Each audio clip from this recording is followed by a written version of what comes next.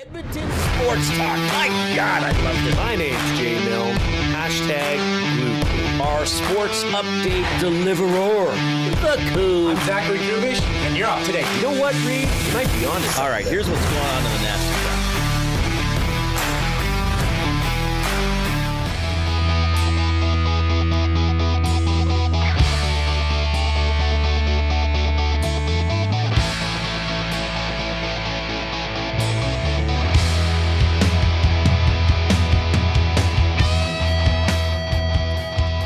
Well, how's everybody doing today? Hey, haven't been able to say this in a long time. The Edmonton Elks are 1-0. Solid season opening win in Ottawa Saturday night, 21-21. The final will break down some of our thoughts from that one. Are the Edmonton Oilers one step closer to hiring a new head coach? Will that head coach be Mike Babcock?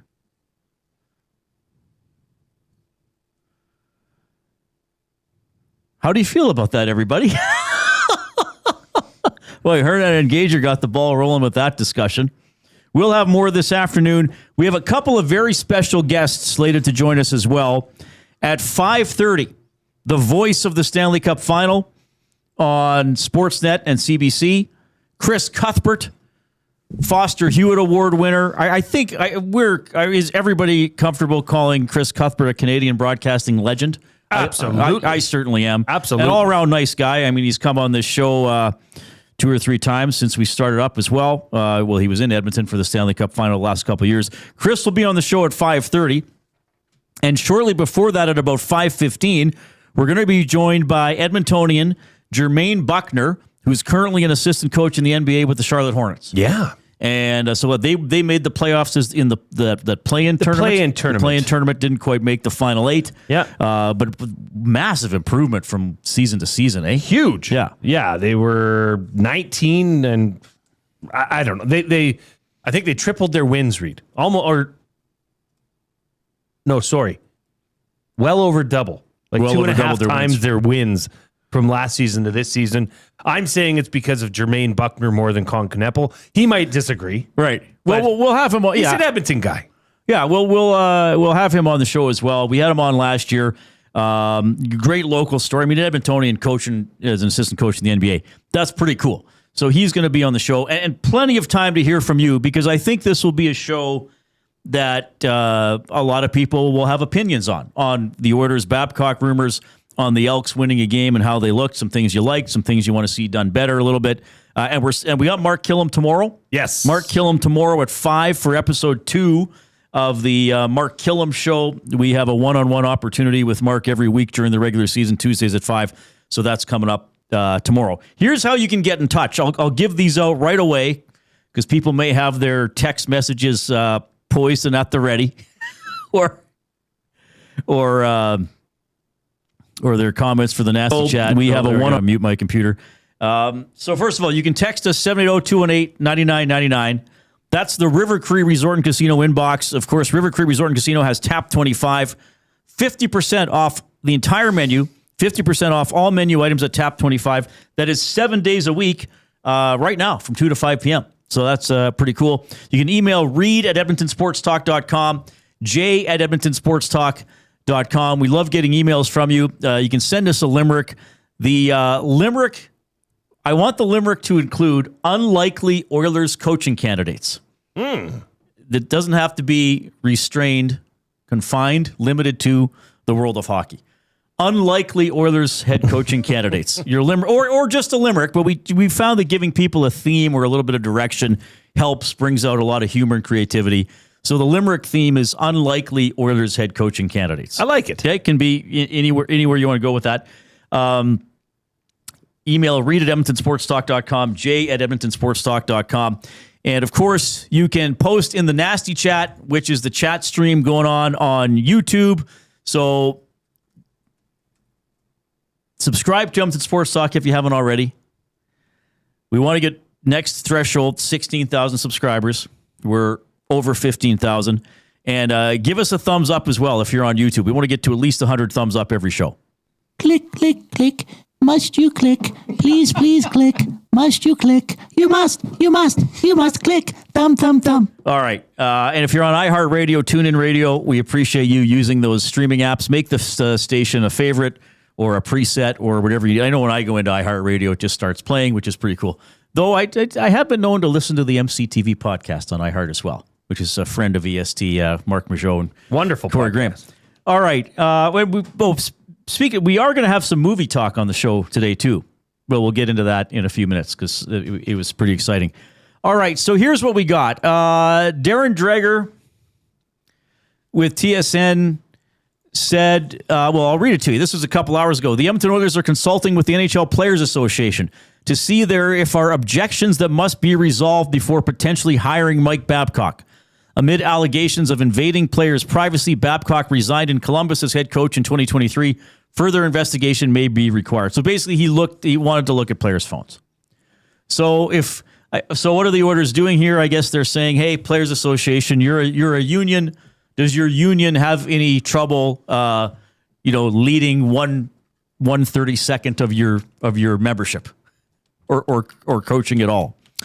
So that's that. Elliot Friedman, another respected source, he's with Sportsnet. He has written this.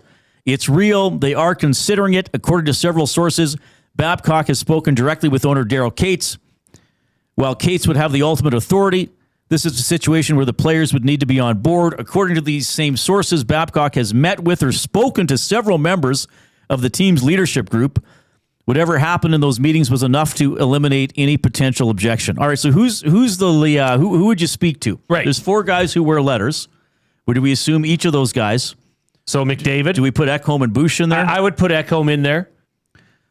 I guess. I mean, Bush plays the most out of the defensemen. Nuge. Yeah, so he wears a letter. So so Connor, Leon, Nuge, Nurse. I would assume Ekholm, Hyman. You think Nurse was talked to? Well, given he is currently an alternate captain with the team. Well, what are they going to say? No. They don't have a head coach. Correct. Right? Mike Babcock, although recently has not had, with the phone, I don't know. Right. Call it a scandal. I don't know. But he was a good coach. Right? I'm sure he's saying the right things. Yeah. Is this a guy that would command respect out of that room? Is this, do you know what I mean? Like, and would it be for 1 year? And do they care? Does Connor McDavid really care? Do you think? I mean, about the phone stuff? Well, that's the question. We could assume Babcock's not going to go anywhere near a player's cell phone. That he'll run the other way if he sees a player walking down the hallway while on his phone. So in this instance, because wasn't it Elliot Friedman last week, near the end of last week, that suggested that the Oilers might look for a 1-year short-term solution? Yes. And now he's doubling down on it, saying, yes, this is real. Did he know about this Babcock stuff all along? Or the other side of this, Reid, are the Oilers just putting this out there to say, hey, we're still looking, still going. Right. Waiting for Bruce Cassidy whenever he might be available. I don't know. I think this seems pretty real. Oh, I think it's real. I'll just read. Elliot also wrote this. In 2023, Babcock resigned as coach of the Blue Jackets before the season after being accused of invading players' privacy by looking at their phones. For that reason, it is believed the NHLPA objected to the possibility of the hire once information became available to them. So, yeah, this is... it seems to me from what I have seen online and what I heard on EST Afternoons with Joaquin Gage and Hernan Salas that a lot of people, a lot of at least our audience would not be thrilled with that decision. Kevin S., if they hire Babcock, I invite all fed-up Oilers fans to take a look at the Sabres. 97 will be there soon.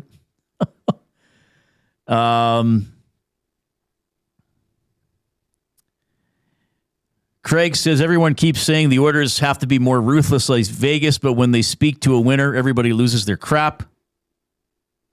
Project Dumplings replies by saying, a winner, anyone who has to snoop through people's personal phones is a straight-up loser. Double A says, Babcock is trash and a trash human being. Okay, let's separate the phone thing aside. Okay? You can't though. Reid, you have to. You have to. Is he a good NHL head coach? He was. He hasn't coached in a while. Didn't he coach the Saskatchewan Huskies or something for I think season? for a year. And I think he did it without a salary because I think the Leafs were still paying him, weren't they?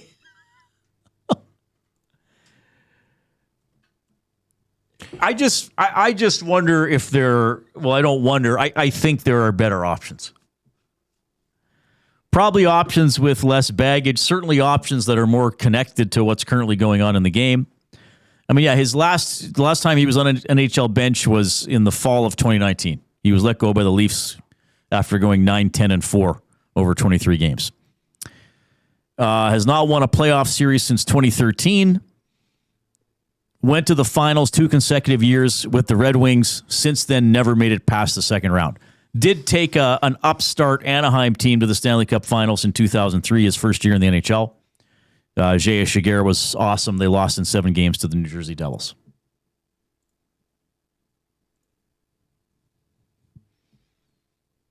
I don't know. It just seems like Daryl Katz loves a controversial figure. Right? I mean, Stan Bowman, when he was hired as the GM, that came with much blowback. Now you're talking about bringing in somebody that completely crossed the line with his players, never got to coach a game in Columbus, was fired before he stepped foot on the ice. What is up with that? I mean, this was written, this is from editoranleaf.com. Okay, this is clearly out of Toronto. Here is the headline. Oilers close to hiring Mike Babcock in stunning turn of events. Let me read the first line to you. The Edmonton Oilers are a joke of a team that never stops giving us new material, even as fans of the Toronto Maple Leafs. Like, Edmonton has quickly turned into a bit of a laughing, the butt of a joke this offseason. And this would make it. Well, this is, again, to me, this is another, and I said this about bringing Paul Coffey back, and this is nothing personal against Paul Coffey. It's just the process and decision-making by the franchise. The Coffey rehire, to me, was a very decade of darkness move. Okay, we're not playing that well. Who do people like? Coffey. He was here last year. People like him. He won cups as a player. Even these multiple GMs hired in the offseason, nothing personal against those people. I'm sure they're all competent at their jobs. I know Kurt Hill is competent at his, but it's kind of like, okay, let's throw more people at it. Look how hard we're trying. Look. Hey, look, Babcock. Western Canadian boy.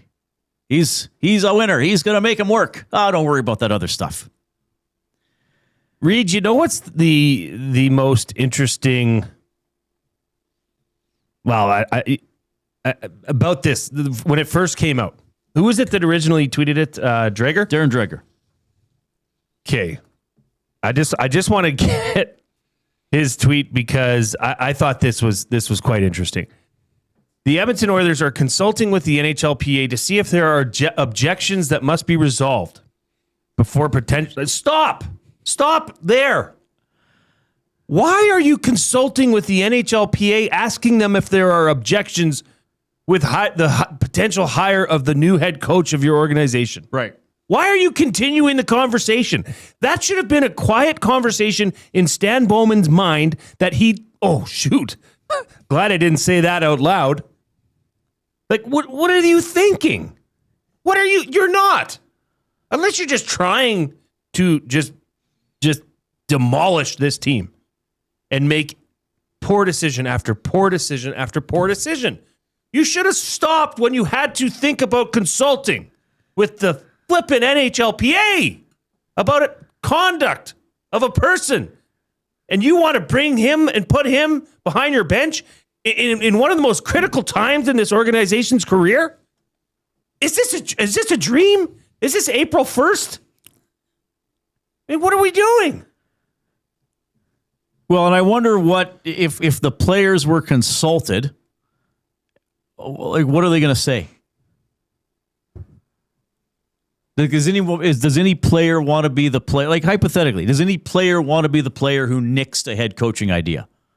You know what I mean? And then have that get out. Well, I guess Connor's running the team after. Well, I guess old Nuge. I guess old Nuge always gets his way, eh? You'd be a folk hero. Can you imagine if it came out that Nuge and Draisaitl and McDavid stood arm in arm and said no bueno? I don't think they would want that though. Yes, the Oilers fans would applaud them. Well, maybe the fans, but I don't know if players would do that though. I don't know if they'd put themselves in that position where they'd be the one who said, no, I'm vetoing this. I don't know. Why wouldn't you? I mean, that's okay. That's what a leader of this team would do, Reid. Right? If you're talking to the leadership group, I'm sorry. That's what you're there to do, is make sometimes awkward situations. To show leadership? To show that you care. Right. I mean, okay, that's going to be the storyline for Mike Babcock moving forward. Right. Is what happened in Columbus. And there's several other instances. Like, wasn't there people something have posted we had that feud with Commodore, stuff with Marner, Franzen. I think there was another Leaf that said something. The stuff he kept Modano out of a milestone game just because he could. Like that. This is okay. Here's one of my concerns about Babcock. Now, a lot of coaches have egos and have to portray confidence, even arrogance, to do their jobs. Okay? I get it. But I just don't know if you want to coach with this size of ego coming into this situation. And I remember, and this is when I first started thinking this. Remember when he was leaving Detroit and there was well, will he or won't he leave?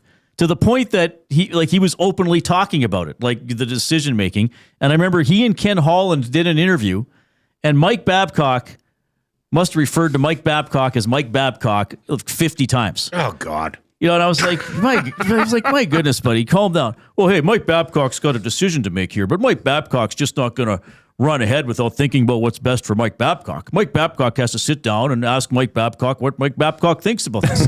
It's like, okay, all right, buddy, settle down.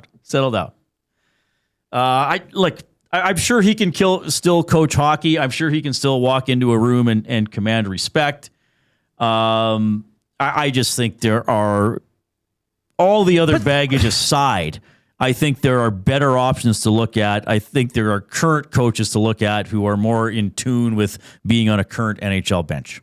But just think of what has been brought up here is players getting mistreated by this head coach, not once, not twice, on multiple occasions.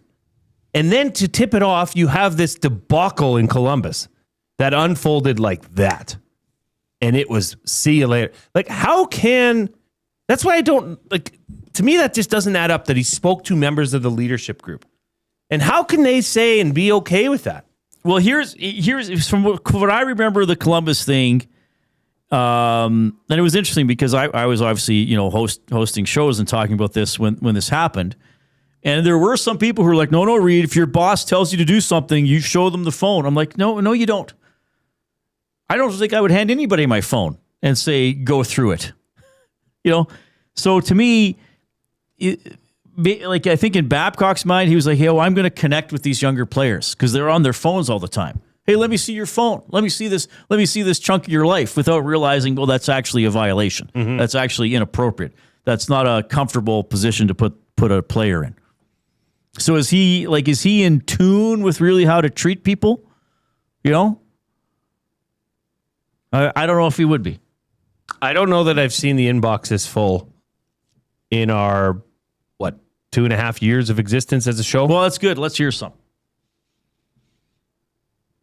Herb's Hose. Multiple players who have played under Mike Babcock have said he is a horrible person. It's not about whether he was a good coach when he's won at any level. He's had all-star teams. By all counts, he's a terrible human being and has treated people very poorly. Does that sound like a good head coach? I would beg to differ.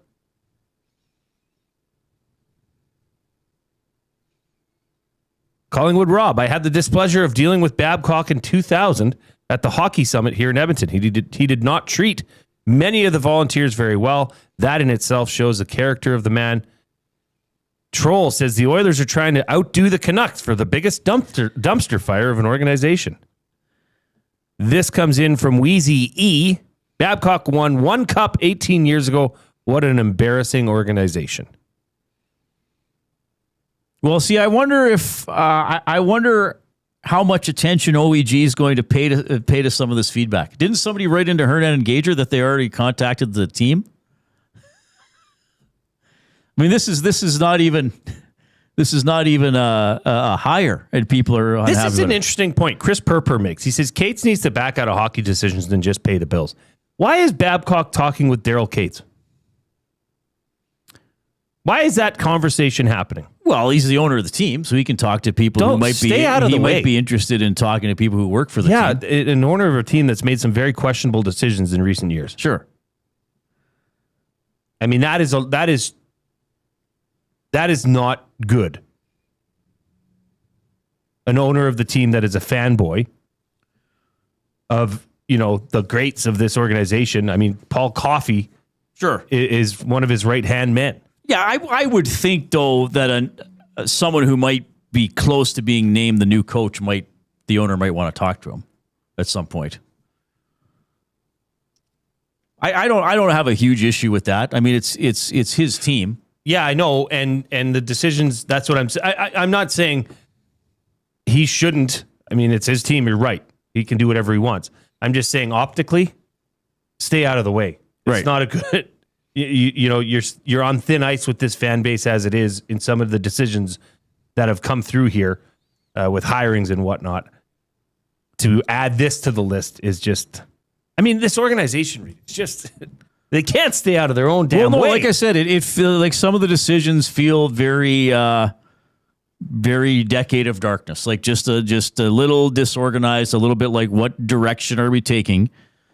And again, I whenever I say this, people always bring up moves or signings that they don't like from Ken Holland. But there was a maturity and a steadiness to the organization under Holland that generally stuff like this didn't happen.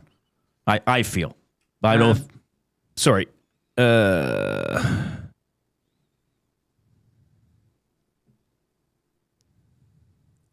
wasn't going to text in today, Reid, but running errands today. The news today is infuriating. It seems like Bowman has brought his toxicity from Chicago into Edmonton. There's a reason why Bowman had to go through the protocol, and as far as I'm concerned, most people don't change over the span of a couple of years. Babcock is only going to make things even more toxic, and McDavid and Draisaitl will want out before next season even starts. From Logan Crawford, Athlete of the Week. Oh, yeah. All right, plenty of time to hear from you today. We're also going to talk about the Elks season opening win. Chris Cuthbert coming up later, and Edmonton native, an assistant coach with the Hornets in the NBA, Jermaine Bucknor is ahead as well. Of course, what do we got? Game 3 tonight in the NBA Finals. Game 4 of the Cup Final tomorrow. Blue Jays playing the Phillies tonight. We'll keep an eye on that at 5 o'clock once it starts. We do have your afternoon headlines presented by 100.3 The Bear, Edmonton's best rock. Stream them on iHeart today. This is Chet Palmer with your sports report. Boss man Dusty is finally back in the office. The last time someone was gone for this long, it was Uncle Tim at the buffet at the Ponderosa. Rumblin' Rankin left his footprints all over the Lumberjacks. Hey, Jason Milne, is that an all-purpose stud in your pocket, or are you just happy to see me? Knickerbocker's in control. The Spurs are more desperate than that guy in Obsession. That's the best movie I've seen in the theater since Gone with the Wind. I'm Chet Palmer.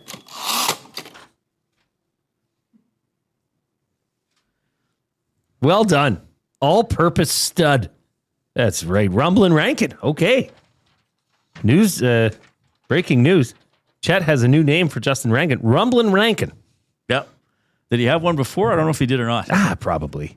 I thought Obsession was a TV show. Obsession is a movie that I saw yesterday. Okay. It was very good. Coob has seen it. Coob has seen it twice. 2 times, yes. Benny has seen it. What do you mean? We all liked hang on, it. Stop. You've seen it twice? Benny's seen it. Or I've seen it twice. How long has it been out? 3 weeks.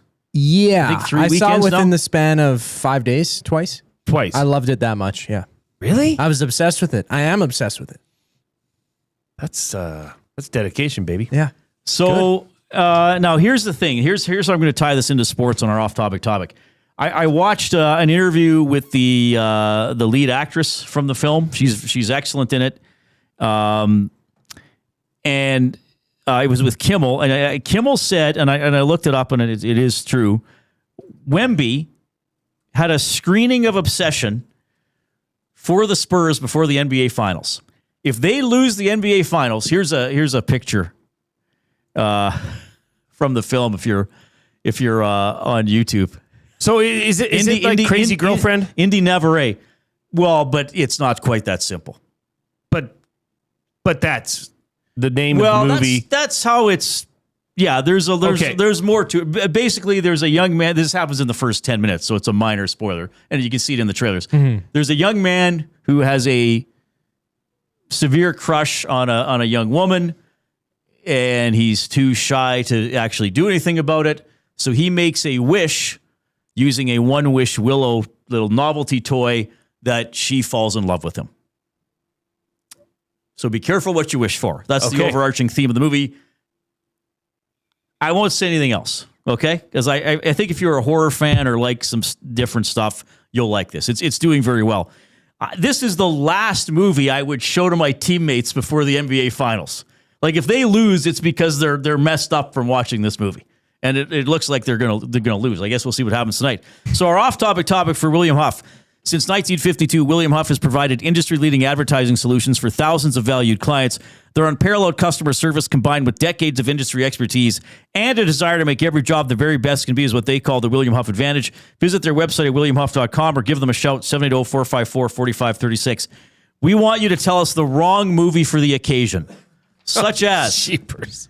Such as... This is going to be good. So you're attending a christening. Let's watch Rosemary's Baby. I don't know what Rosemary's Baby is about a possessed child. For example, you know what? We're at our mountain getaway at this beautiful hotel in the mountains. Let's watch The Shining. Yes. That's the one that I was thinking of too, yeah. That's good. I came up with this one. It's the Ter Stag or Stagette. You know, you're getting away. Yeah. You're going to maybe you're going out to Julia's grandfather's cabin. Yeah. You know, for the Stagette, you're going to have fun. But you're going to watch a movie. You're going to have a movie night. And so you throw on So I Married an Axe Murderer. Well, what about, I don't know, maybe you're going to some form of lodge, right? It's a bit similar, not just a cabin. You watch Friday the 13th, though, before well, there you go. Yeah. Or summer camp. Or a real... the little summer camp. Yeah. A real crazy move would be to throw on the movie Alive while you're on a plane. You're flying down to Vegas for the weekend. Let's watch Alive. We're going on a boat right before. We might watch a bit of Jaws. Who knows? Maybe you're making your way down to OKC or something. You watch Twister. Probably not what you want to do before going to that's an true. area like that. There was a tornado in Saskatchewan. Was there recently? Was there on the like weekend? a full-blown tornado. Oh, no. Yeah. Hey, good. kids, the carnival's coming to town. Say what? They got rides. They got animals. They got clowns. Let's watch it tonight, and we'll go to the carnival tomorrow. So the wrong movie for the occasion is our off-topic topic for William Huff. 780-218-9999 is how you text the River Cree Resort and Casino inbox. You can post in the nasty chat on YouTube. If you are on YouTube, again, click that thumbs up button. Did I play the song earlier? I don't know if I did. I'll play it again. Click, click, click. Must you click? Please, please click. Must you click? You must click. Thumb, thumb, thumb. All right. We'll keep talking about the Mike Babcock rumor. We have more on the Elks victory over the Ottawa REDBLACKS. Chris Cuthbert and Jermaine Bucknor are our guests. Here comes the Coop.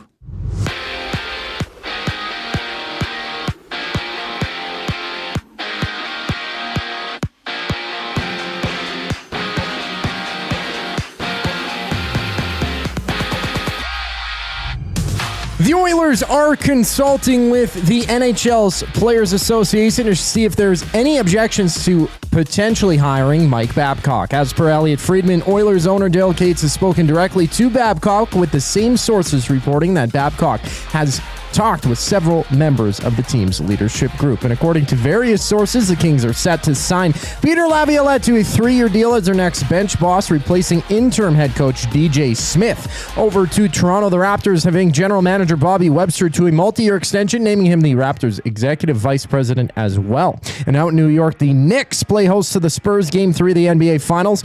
San Antonio trailing 2-0 with tip-off at 6:30. Jays there in action, challenging the Phillies just after 5 o'clock, the first of 3 games in their series. Patrick Corbin gets the start for Toronto. Philly countering with Christopher Sanchez. Over in soccer news, Canada is taking Moises Bombito's injury day by day after he sat out of Friday's draw against Ireland. Bombito did play June 1st against Uzbekistan, but is still recovering from a broken tibia. This sports update is brought to you by Say the Reid Sport Medicine. Connor McDavid's got a team of specialists, and you've got a bag of frozen peas. Get the same locker room approach that's trusted by the best in the game. Call them at 780-460-9977 or visit their website at saythereidsportmed.ca to book an appointment. Today, more with Reid Wilkins, J. Milne. On the other side of the break, I'm Zachary Kubich, keeping you in the loop. 2 guys and a goalie. Hire it or fire it, Joaquin. Combines in pro sports are a waste of time. I believe in hockey they are. They're so young. There's so much more maturity to do physically. I'm with you on that. It's just the manner that they're doing. Like what? Reminds me of physical fitness excellence when I was a kid in elementary school. 2 guys and a goalie, presented by GS Construction. Tuesday and Thursday afternoons at noon, only on Edmonton Sports Talk. Your clear choice for Edmonton sports. We have what you're looking for. GD Liquidators is Edmonton's one-stop shop for new and used warehouse, office, and industrial items since 1987. You'll find what you want when you want it. Give us a call, visit us in-store, or check out the monthly auctions at gdliquidators.com. 100% Canadian-owned and operated. We have what you are looking for. GD Liquidators. Get ready for a night of legendary Canadian rock. The River Cree Resort and Casino presents Honeymoon Suite live on June 25th. Sing along to the hits that defined a generation, including New Girl Now, Feel It Again, and more, as Honeymoon Suite takes the stage for one unforgettable night of music and energy.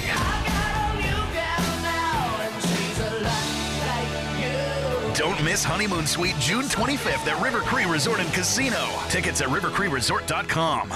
GCL Diesel has been serving oil country since 1972. From diesel cars to SUVs to pickups. From farm tractors to school buses to a big rig. From diesel generators to forklifts, GCL can test, troubleshoot, and repair all diesel fuel system components. Whether it's injectors, pumps, turbos, filters, or additive, GCL has the parts you need to keep your diesel running the way it should. For genuine diesel parts at wholesale prices, visit GCL Diesel in the West End or online at gcldiesel.com. GCL Diesel. Diesel understood.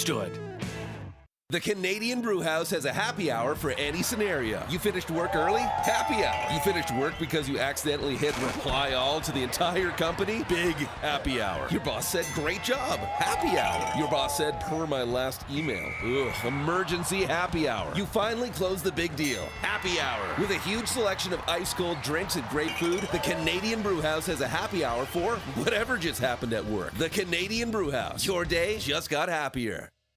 When you bet with Play Alberta, you give back to Alberta. That's because it's the only app in the province that puts all revenue directly back into supporting programs and services that Albertans rely on every day. So next time you place a wager on your favorite team, know that you're also making a difference across the province through Alberta's General Revenue Fund. Visit playalberta.ca/EST to learn more. That's playalberta.ca/EST. Must be 18 plus. If you gamble, use your game sense.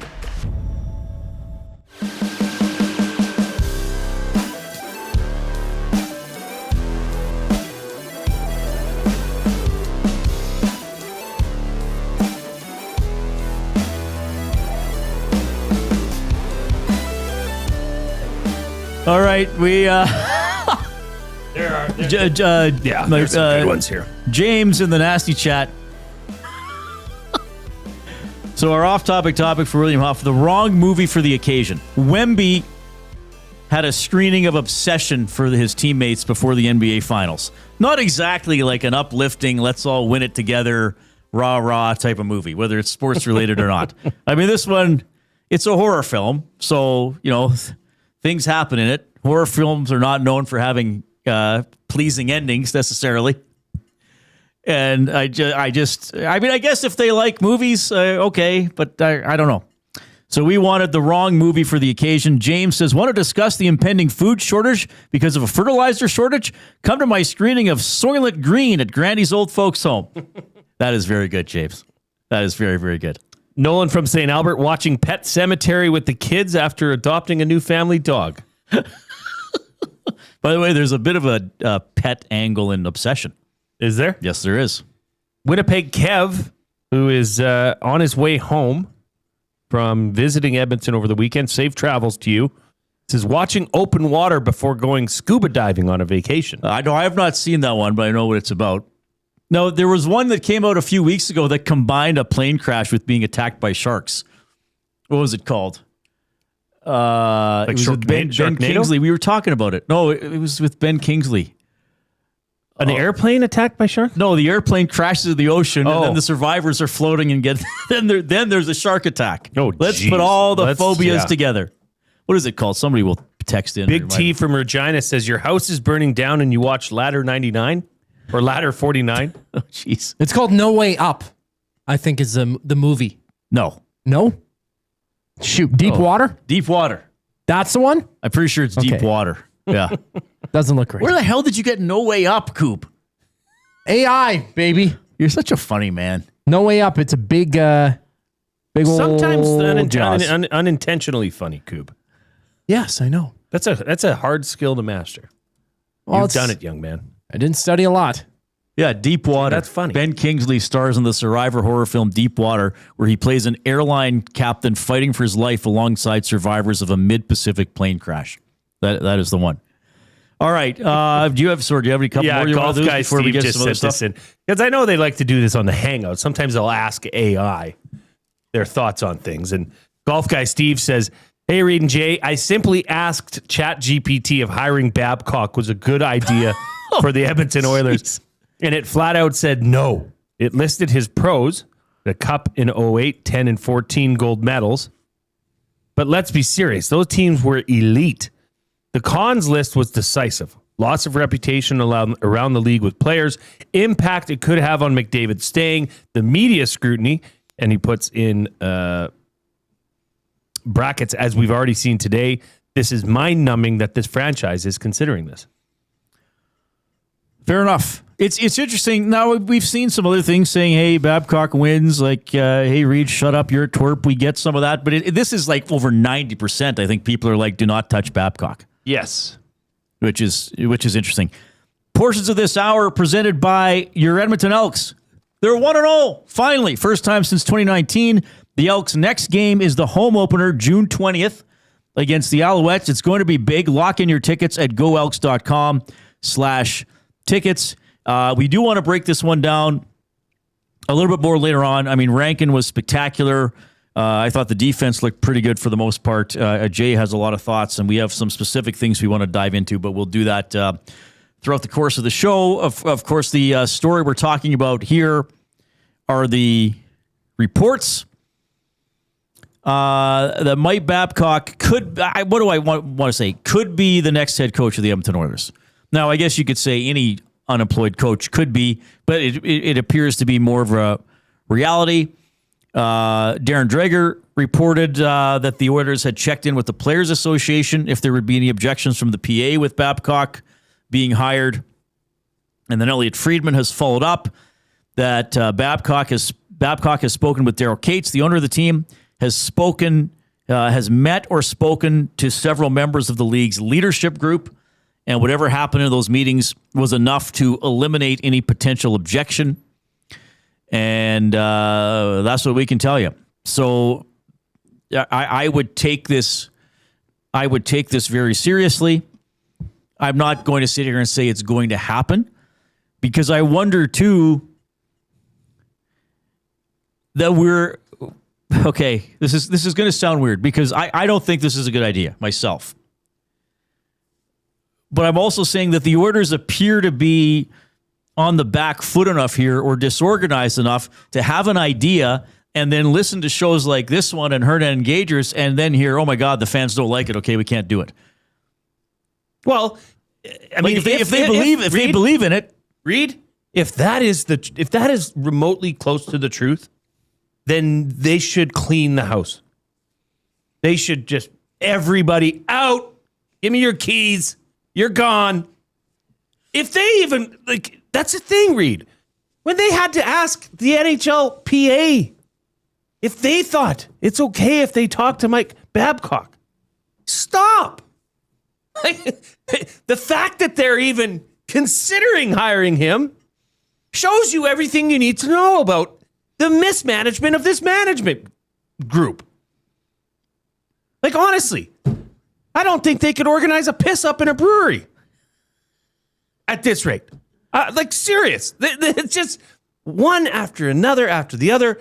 The leaks, this nurse. I mean, this is a bad offseason for this organization as a whole. Claire makes a good point in the Nasty Chat. Our project should be on the ice, not the head coach. That's a good point. Hey, you know what? We got a player here. Like Bud Colson might have been a little bit of a project when they acquired him. Hey, he had a good year in Vancouver. Now he's fallen off. What can we get him going again? Yeah, that's cool. Do you really need to take a 63-year-old man and say, okay, buddy, you're gonna turn your reputation around. You're gonna prove you're a good guy. You're gonna prove you can still do it. Why here? That's a good point. Why in Edmonton? This is just downright embarrassment. It is. Calvin says if these reports are true, Babcock is getting hired. Well, yeah, I'm sort of leaning that way. Skinny says just starting the show now. Babcock news is wild. Well, it is. I kind of thought, okay, he's out there. He's available. He probably would love to coach again. But I just was kind of thinking the Oilers they're not going to go that way, are they? They're not actually going to go that way. I mean, the way it's being received online gives you a pretty good... I mean, our listeners get it. They understand. You can get the sense of where our listenership is, Reid. Right. And yeah, I'd say it's 95%. What is head scratchers? From either why bother to I'll stop cheering for the team. You know? Though, let's face it, I know darn well that all of you who say you're going to stop cheering for the team, you won't do it. We all know that. We all know that come game one, if they win and Babcock does a brilliant coaching job, we all know you're all going to forget about what you said about him in the summer. Sure. But it's just a bad look. Okay? Hey, if Mike Babcock is hired, Reid, comes in, and what if at his opening availability, he says, I've done some things in the past that I regret. Mm-hmm. It cost me my job. It cost me my... he has a bit of a coming to Jesus moment with the Edmonton media. And say, I screwed up in the past, but this is my chance to redeem myself, and I'm going to do it. Gosh darn it. Okay, maybe. But it's just too many situations and too many stories out there about the mistreatment of players. Right. So that's what I would say. Okay, the phone thing in Columbus, from what I have read about it and remember about it, he made a really bad judgment call. Maybe you could argue his heart was in the right place. Maybe some part of his brain thought, I'm going to connect with these 20-somethings because they're on their phone. Okay, I don't know if I believe that, but maybe you could at least somewhat sell that. But there are these continued stories about who he is as a person. Doesn't treat people well. Throws his weight around. Does things just to prove that he's the boss. Hey, Modano, you can't play. Sorry, it's a milestone game. So that would be the bigger issue for me. Just these repeated things over the years about how how he treats his employees, I guess, right? Like, it's one thing to be demanding of your players. It's another thing to be demeaning or create like an almost hostile, uncomfortable environment. So again, like at this point, why bother? Why bother? 780-218-9999 is the River Cree Resort and Casino inbox. We are in the Canadian Brewhouse studio. Afternoons just got a serious upgrade at the Canadian Brewhouse. Happy hour runs Monday to Saturday, 2 to 6 p.m. Deals starting at $3.99. Make the smart move and head to the Canadian Brewhouse. Do you want to read a couple texts before we break and we do your play of the day? Or are people still contributing to the River Cree Resort and Casino inbox? 780-218-9999. Saskatoon listener says, you guys need to wake the hell up. Rashog just posted leadership group strongly supports bringing him in. That is 97 and 29. That is the damn leadership group. He's the guy in 97 wants brought in. Be quiet, fellas. Okay, then I would question 97's leadership in that instance, in that moment. It wouldn't be the first time. I would say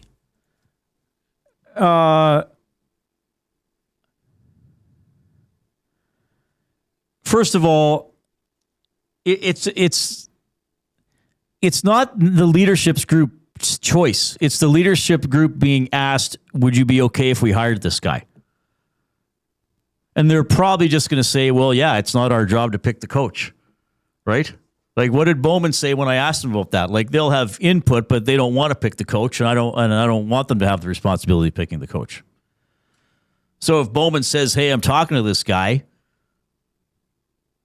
or are they really going to say no? Right?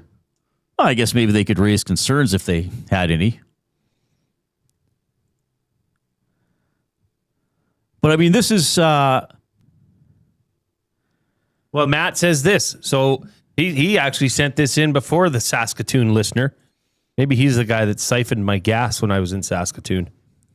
So Babcock has such a bad reputation around the league, and leadership group has seemingly approved this.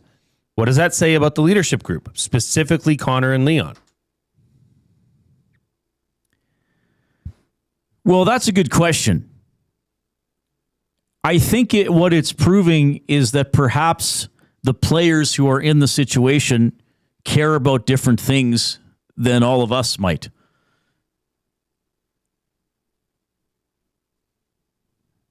Like if the players are just thinking, okay, we want to win the Stanley Cup and we think that Babcock can get us there, okay, we don't care about everything else. Or if he treats us like crap, we'll deal with that. That's probably the extent of their thinking. Like like you have to realize this, everybody, that everybody lives in their own little world based on their family and work environment and personal situation. So the NHL players like don't think like all of us, I don't think. So they're like aware of the phone stuff, but they probably also think like, oh yeah, he's got a pretty good reputation as a coach. Yeah, he did win a cup in the past. Okay, maybe we need to work harder and have more accountability.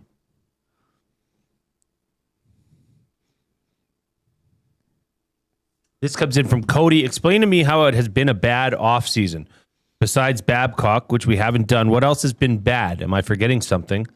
Well, I think the reason that this has been a troubling offseason, and this would be for Oilers fans, would be that there was no accountability taken on. Well, there was a few words by management, by general manager Stan Bowman, to the roster construction of this team. There was no changes made with management. In fact, the only change was made by pinning it on Chris Knobloch, and they fired him in a very awkward fashion, a very untraditional fashion. And then the Bruce Cassidy debacle of how the organization, leaked that information, which is now who's to know how it would have went if they hadn't leaked that. But it's just been mismanagement after poor decision. I don't know who's pulling the strings there, but it's been weird. It hasn't been professional. All right, 780-218-9999 is the River Cree Resort and Casino inbox. Plenty more on this. We got the Oil Understood coming up for GCL Diesel. Jay's play of the day for Play Alberta when we get back. Here's the Coop.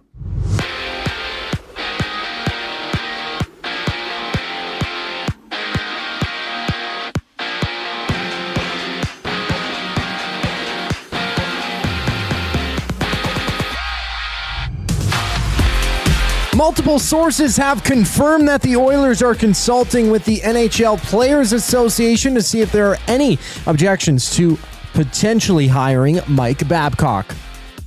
Babcock stepped down as the head coach of the Blue Jackets after facing allegations of invading player privacy back in 2023. And according to various sources, the Kings are set to sign Peter Laviolette to a 3-year deal as their next head coach, replacing interim bench boss DJ Smith. Over to Toronto, the Raptors, they've inked general manager Bobby Webster to a multi-year extension, naming him the Raptors executive vice president. Out in New York, the Knicks, they play host to the Spurs. Game 3 of the NBA Finals. San Antonio down 2-0. With tip-off at 6:30. Jays are in action, challenging the Phillies just after 5. The first of 3 games in their set. Patrick Corbin gets a start for Toronto. Philly countering with Christopher Sanchez. Over in soccer news, Canada is taking Moises Bombito's injury day by day after he sat out of Friday's draw against Ireland. Bombito did play June 1st against Uzbekistan, but is still recovering from a broken tibia. This sports update is brought to you by Paramount Flooring. Edmonton is expecting some changes this offseason, and I'm talking about your flooring. Paramount Flooring brings over 30 years of trusted service and expert installation. No permission is needed to speak with them. Visit their showroom, open 7 days a week, or online at ParamountFlooring.ca. Jays play the day up next. Stay tuned for that. I'm Zachary Kubish, and you're up to date. The Oil Stream. The Edmonton Oilers are consulting with the NHLPA to see if there are any objections that must be resolved before potentially hiring Mike Babcock. Oh, boy. Bobby Nix told me this a couple of years ago. Okay. When the Oilers were looking for a new head coach and ended up with Woodcroft, he said they asked about Babcock. And he said the big boys said they didn't want The him. Oil Stream, presented by Boston Pizza. Monday, Wednesday, and Friday afternoons at noon. Only on Edmonton Sports Talk. Your clear choice for Edmonton sports. Hey sports fans, I'm Alistair Johnston with Canada Soccer's men's national team. The biggest sporting event in the world is coming to Canada this summer, and we hope that you're just as excited as we are. It's a once-in-a-lifetime opportunity, and I can't wait to share it with the whole country. Sentinel Storage, official storage partner of Canada Soccer. At Firehouse Subs, our subs are freshly toasted, stacked high, and crafted to satisfy. Each sub is piled high with premium meats, melty cheese, and toasted to perfection. Firehouse Subs brings bold flavor to every bite, all served on a freshly toasted roll. But we're not just feeding Edmonton, we're fueling it. Dig into the brisket hat trick, piled with slow-smoked brisket and melty cheese. Or go to the Firehouse Subs fan favorite, the Hook and Ladder. Made to order with smoked turkey, honey ham, and Monterey Jack cheese on a perfectly toasted roll. With 15 Firehouse Sub locations across Edmonton and the greater area, it's easy to grab a hot and hearty sub close to home. Firehouse Subs. Hot, hearty, made to satisfy. Get ready for a night of legendary Canadian rock. The River Cree Resort and Casino presents Honeymoon Suite live on June 25th. Sing along to the hits that defined a generation, including New Girl Now, Feel It Again, and more, as Honeymoon Suite takes the stage for one unforgettable night of music and energy.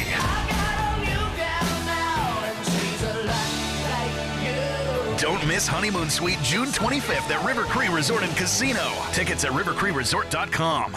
Goodwill is one shopper, finding something I never knew I needed. A jacket, a deal, one donor, letting go of something so someone else can move forward. One program participant, learning, trying, building skills, building confidence, building a future. One purchase, one donation, one job, one choice. Goodwill is the power of one, the power of one, the power of one, the power of one. Goodwill Industries of Alberta. It all starts with one. Somewhere, someone is sitting on a patio that is literally part of the parking lot. They're hot, uncomfortable, and bored. Do not be that person. The Canadian Brewhouse has a rooftop, real turf, misters, fire tables, patio games, big screens, and zero reason to be bored. This summer, your standards are higher than a parking lot, and you know it. The Canadian Brewhouse, Canada's best patios. Looking for flooring? Paramount Flooring has it all. Sales, service, and expert installation. With options for every style and budget, open 7 days a week. We've got you covered. Quick delivery and in-stock deals. Plus, EST listeners get 10% off. Visit ParamountFlooring.ca today.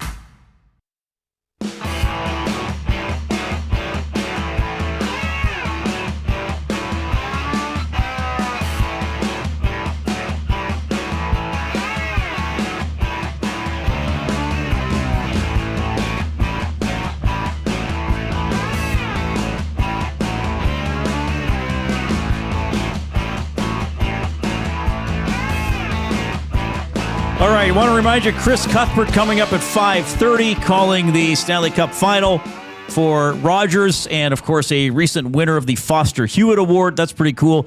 Edmonton native Jermaine Bucknor is going to join us at about 5:15. Currently an assistant coach in the NBA with the Charlotte Hornets. He'll have some thoughts on the NBA Finals, which continues tonight in New York with the Knicks hosting the Spurs. 780-218-9999, River Cree Resort and Casino inbox. Leon's body language sends in a banger. The only reason to actually hire Babcock is to keep the tradition of hiring coaches that have names synonymous with the male anatomy. He says, this team makes me drink. Yeah, well, there'd be a few words you could work into that. All right. It's Jay, it's play, he's Jay, it's today. It's Jay's play of the day. It's Jay's play of the day. Jay's play of the day is presented by Play Alberta. When you bet with Play Alberta, you give back to Alberta. That's because it's the only app in the province that puts all revenue directly back into supporting programs and services that Albertans rely on every day. So next time you place a wager on your favorite team, know that you're also making a difference across the province through Alberta's General Revenue Fund. Visit playalberta.ca/EST to learn more. You have to be 18 and older to play, and if you gamble, use your game sense. Well, we're going to the NBA Finals, Game 3. And I just think, I posted this on Twitter, and lo and behold, chief meteorologist over at CTV, Josh Clausen, replied and said, "What are you doing?"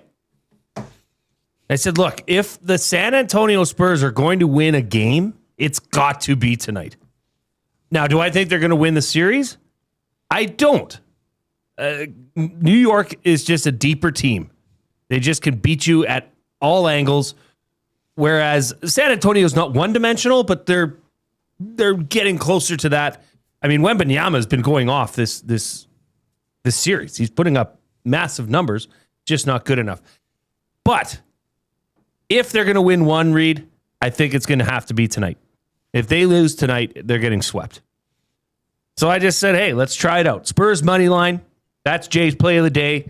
It's been boosted to plus 119 over at playalberta.ca. Click on sports, click on ESC specials. You'll also see Dusty's Knicks play, which is at plus 446. Hustlers on the Spurs put together a nice parlay, plus 540. But Jay's play of the day, Spurs money line, boosted to plus 119. And Reid, always remember to use your game sense. It's Jay, it's play, he's Jay, it's today. It's Jay's play of the day. It's Jay's play of the day. Jay's play of the day. And it is presented by Play Alberta, playalberta.ca/EST. I think you'll like what you find there. A lot of discussion today about the reports of Mike Babcock not only being spoken to by the Oilers, including owner Daryl Cates, but Babcock meeting with or speaking to several members of the team's leadership group. That is, as reported on by Elliot Friedman. Babcock, of course, last coaching in the National Hockey League in the 2019-2020 season. He was hired to coach the Columbus Blue Jackets in July of 2023. He was dismissed before the season started after there were investigations that several players, especially younger players, weren't comfortable with his behavior, asking them to see stuff on their phone and things like that. And Babcock has not been back behind the bench since. I guess that's another thing in all of this, Jay. I mean, take if you can, take some of the other stuff out of it. I mean, do you want to coach 7 years removed from his most recent NHL game, coming in this situation in Oilers history? That's a good point, Reid. That's a good point. And once again, I'll keep coming back to this because this is the year that the Oilers have to make something happen. Or, suggest it, okay? Is a very critical point in this organization's history. And that's the best you can come up with?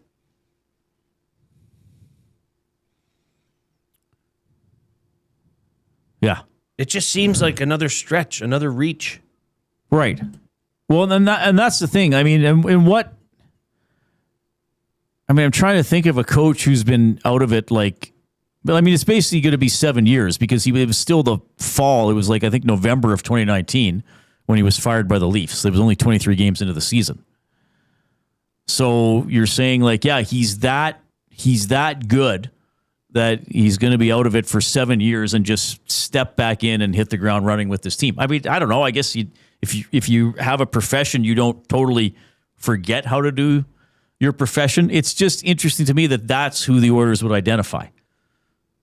And didn't he recently say he was comfortably and happily retired? Yeah, I think he has referred to himself as a retired head coach in the past, but I mean, I guess you can always change your mind. 780-218-9999 is how you text us. That is the River Cree Resort and Casino inbox. They are turning 20 this year, celebrating big with over $1 million in prizes, 35 winners of $20,000 in casino free plays, 9 brand new cars, 56 winners of $1,000 in cash. This is all going on until October 26th, rivercreeresort.com. Well, more of your feedback, more discussion on the Babcock reports. Oil understood for GCL Diesel after the 4 o'clock break. The Lock Shop. The first week of the CFL, I know there's a lot of talk off air about, I said this maybe on Friday, but I'll double down on it after the game we had Friday night. You can screw up the stats, the fantasy league might not work, there can be a whole bunch of other things that people are bitching about, and then the games start, and they're freaking awesome. I know the Saturday game, the Elks game, maybe wasn't as good as the first two. The Lock Shop, weekday mornings at 11, only on Edmonton Sports Talk, your clear choice for Edmonton sports. You've always known GCL Diesel as the experts in diesel fuel systems, but did you know that GCL is also your source for turbochargers and turbo repair? As a turbo supplier for Garrett, Borg Warner, and Holset, GCL can provide genuine original equipment turbos at wholesale prices. Whether it's diesel, gas, natural gas, or performance, we can provide you with the turbo or custom repair you require. Turbo questions? We've got turbo answers. Visit us in the West End or online at GCLDiesel.com. GCL Diesel, turbochargers, understood.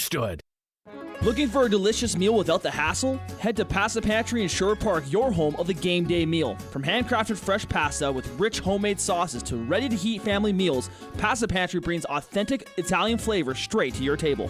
For over 30 years, Pasta Pantry has served hot, delicious comfort food made right in our kitchen. We do it fast so you can slow down. Visit Pasta Pantry in Sherwood Park today and taste the difference fresh makes. Pasta Pantry, real food, real fast, real good. Worksite ready, Western tough. Lamley's Workwear is calling all tradespeople, oil and gas crews, construction workers, farmers, and hard-working Canadians. Built for the job with quality craftsmanship, job site protection, and cowboy-worthy durability. Trusted brands like Ariat Work and Wrangler Rigs, designed for performance and all-day comfort on the toughest sites. No matter the season, Lamley's has the workwear you need. Shop the full range now at lamleys.com/work. LAMMLES. Time for a new career in 2026? Or maybe your kid is still pondering their path. Good news! Weiss Johnson is hiring. It's Dennis, and not only are we hiring for heating and air conditioning, we're also looking for experienced plumbers and gas fitters. With the growth in residential development, there's no shortage of opportunities at Weiss Johnson. Choose your path with us. Learn from one of the industry leaders, and we will grow together. Receive great benefits and school reimbursement as well. Visit weiss-johnson.com today. There's one game that kicks off summer. Elks football is back, and the best way to experience the home opener is being there when it happens. For every catch, every tackle, every touchdown, hear the roar of the crowd that's been waiting for this moment. Elks, Alouettes at Play Alberta Field at Commonwealth Stadium, June 20th. Presented by James H. Brown, Alberta Injury Lawyers. Lock in your tickets for the home opener now before they're gone at goelks.com/tickets. Edmonton Elks, our city, our year. You've heard the name, but what does it mean?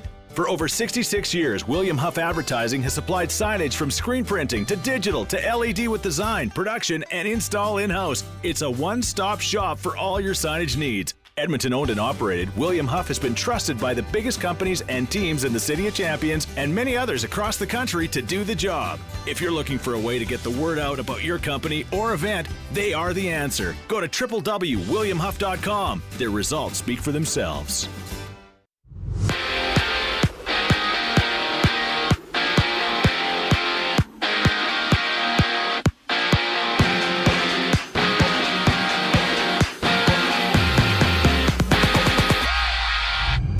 Multiple sources have confirmed that the Oilers are consulting with the NHL Players Association to see if there's any objections to hiring Mike Babcock. The 63-year-old was accused of invading players' privacy back in 2023 and chose to step down as the head coach of the Blue Jackets amid allegations. Blue Jays, they're in action, challenging the Phillies just after 5 o'clock. Patrick Corbin gets a start for Toronto. Meanwhile, Jays manager John Schneider announced that Dylan Cease and Max Scherzer are back in rotation. Cease starts tomorrow, Scherzer on Wednesday, both going against the Phillies, with Cease being out with a hamstring issue. Scherzer battling multiple ailments. On the hardwood, the Raptors saving general manager Bobby Webster to a multi-year extension, naming him as the club's executive vice president. And out in New York, the Knicks play host to the Spurs Game 3 of the NBA Finals. Knicks looking to take a stranglehold 3-0 lead on this series. They battle at 6:30. In soccer news, Canada is taking Moises Bombito's injury day by day after he sat out of Friday's draw against Ireland. Bombito did play June 1st against Uzbekistan, but is still recovering from a broken tibia. I'm Zachary Kubish. That was your sports update. Hour 2 of the Reid Wilkins Show starts right now.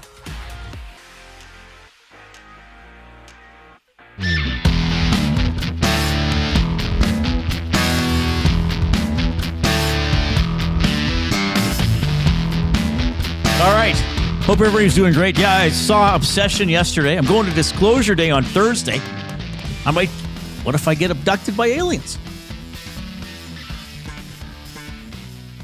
That's like movies to show at an inappropriate time. Disclosure Day after somebody just got returned by aliens. That would be ballsy. Jeez, guys. Yeah. Thanks. Yeah. Trying to forget about this. It was traumatic, man. Yeah, now I got to watch this. And then this alien returnee is just nitpicking the heck out of this movie. Like, that's not actually where the probe was inserted. That's not how that happens. Yeah. See, they're not truly saucer-shaped ships. Okay, yeah. This ship was actually quite bougie on the inside. Yeah, just saying. If I had to be abducted again. The ship's not that bad. Yeah. It's by that fleet. 2-night stay. If I know I'm coming back, it's okay. One word for you. Ocean. Got a limerick. The limerick topic, suggested topic today was Oilers head coaching candidates. Real or fictional. VR Montenegro. Hey! Oilers need to widen their gander, hire a new voice, and do not pander. Punk rock superhero, hockey IQ 0, next head coach, MC Bat Commander. That's probably very funny to some people. I don't get the reference. Who is MC Bat Commander? Somebody help me out. Anybody? No? All right. We'll have to post in the Nasty Chat or text us. MC Bat Commander. 780-218-9999. Christian Jacobs. Supposedly a comedian who goes on stage. Is MC Bat Commander. Supposedly. Hello. Under the stage persona of the MC Bat Commander, Jacobs is also well known for his act as a lead singer of orange country rock band, the Aquabats. Oh, there we go. All right. Sure. Well, yeah, probably would struggle as an NHL head coach. But who knows? Give us a thumbs up on YouTube. If you haven't already done so, subscribe to the channel. If you haven't already done so, if you have us on iHeartRadio, TuneIn Radio, we thank you for tuning in through those excellent audio streaming apps as well. Reid Wilkins, Jason Milne, we are with you 3 to 6 p.m. every weekday here on Edmonton Sports Talk. And this is the Oil Understood, presented by GCL Diesel, providers of the best diesel engine components around. From turbochargers to injectors, fuel pumps to sensors, they are the critical engine component experts. Proud to serve Edmonton and Northern Alberta for over 50 years. Now a partner of Edmonton Sports Talk and the Reid Wilkins Show. GCL Diesel. Diesel. Understood. All right, so the discussion today are the reports that the Oilers are pursuing Mike Babcock as their next head coach. I guess this started about, 3 hours ago, a little bit, 3.5 hours ago maybe. Darren Dreger from TSN saying that the Oilers are checking with the NHL Players Association to see if there are any objections to Babcock being hired, since the PA was involved in the, when would that have been, the fall of 2023, when these reports came out that Babcock, was looking at players' phones and stuff like that. And then Elliot Friedman basically said that Daryl Cates has spoken to Babcock Babcock has spoken or met with several members of the team's leadership group. And then what did Rashog say? That basically the leadership group would be fine with that. I got to find the exact clip here. Rashog writing, sounds like the Oilers leadership group is firmly behind the Oilers going down this path. Babcock did meet with them to discuss things. That's the key there. So, I mean, look. Do you honestly think that the Oilers would put this out as a little bit of a teaser to get the reaction of their fan base? Do you think they care? I don't know, actually. I'm not sure. I'm not sure anymore. Why would they? I'm not sure anymore. Have they shown anything that would suggest that they care about their fan base? Well, what do you mean by care? I mean, in ways like listening to the fans' take on who they bring in as a head coach. Why would they care? That stadium is full every night. They charge almost $20 for a flipping beer. Right. Well, and they're trying to win games, not popularity contests. I mean, the way you win the popularity contest with the fans is to win games. What's more important to the owner, Daryl Cates? Making money and being the third or fourth most profitable organization in professional sports, or winning a Stanley Cup? I think he wants to win a Stanley Cup. I guess, sure, he would want to. I don't think he would have bought the team if he didn't think he could make money, but I also think he wants to be the owner who's I know, but I just at the helm when they win the Stanley Cup. I would 100%. I guess I don't believe that they would put this out there and then, okay, you three listen to this show. You two, okay, you're on that show. Let's get a reaction from the fans, from the media sports market in Edmonton. See what the fans are saying. Not a chance in hell. No, I think if they believe that they're going to hire him, they're going to hire him. Burger Boy says, I know Holland didn't want to invest in green bananas while he was here, but I don't think investing in black ones is much better. That's clever. That's clever. Yeah, I mean, I guess this isn't the same as rolling out a jersey that no one is going to buy. This is like if they believe they're going to win more games with Babcock, if they believe, by they, I guess I mean Cates, Jackson, Bowman, whoever, if they believe they're more of a Stanley Cup contender with him as a coach, they're going to hire him as the coach. Because you're right, they know the arena is going to be full or close to full every game. And they know that if the team wins games, fans aren't going to complain about whatever individual is brought in. I mean, Evander Kane has a terrible reputation in the National Hockey League. Terrible. Mm-hmm. He had it before he became an Edmonton Oiler. And he left with it as well. And he pretty much left with it as well. But for about, a year and a half, 2 years, I mean, he was a remarkable goal scorer for the team. He was, the epitome of a power forward. Amos Moses in the River Cree Resort and Casino inbox, 780-218-9999. Look, we've got a lot of people commenting. If you want to share your thoughts about this, please. That's what this show is for, especially on days like today. We really want to hear from all of you.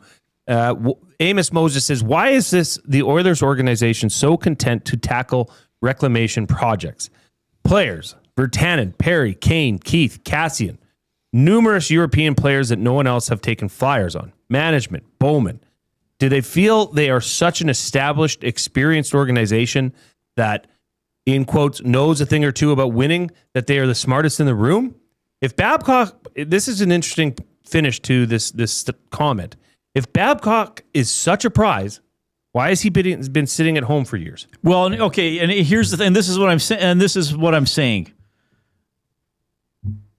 If he's like the best coach out there, like, did the Leafs talk to him again? Right? Mm-hmm. Did the Islanders bring him in right before the playoffs? Did the Golden Knights bring him in right before the playoffs?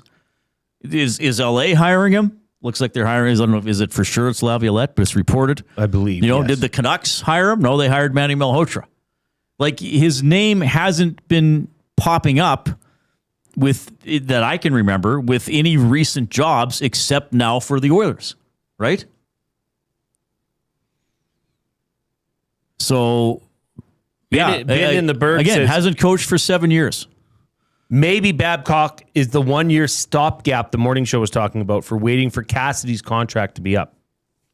Bad timing then. Yeah, maybe. I don't know. 1 year deal. I don't know about that. I mean, I'm not saying that I'm disagreeing with it. I'm just saying I don't know. The last game he coached was November 19th, 2019. Last game he coached in the NHL. And he was poised to coach more games in Columbus, and that didn't work out.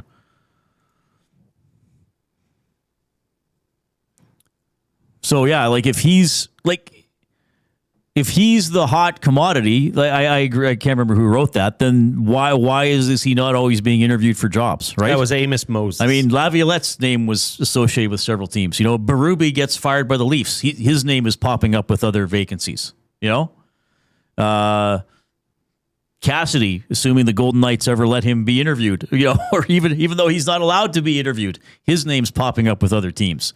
And then all of a sudden, the Oilers come screaming in out of left field and saying, hey, no, Babcock, we're the ones who got this figured out. We're the ones who know that he's going to be the guy.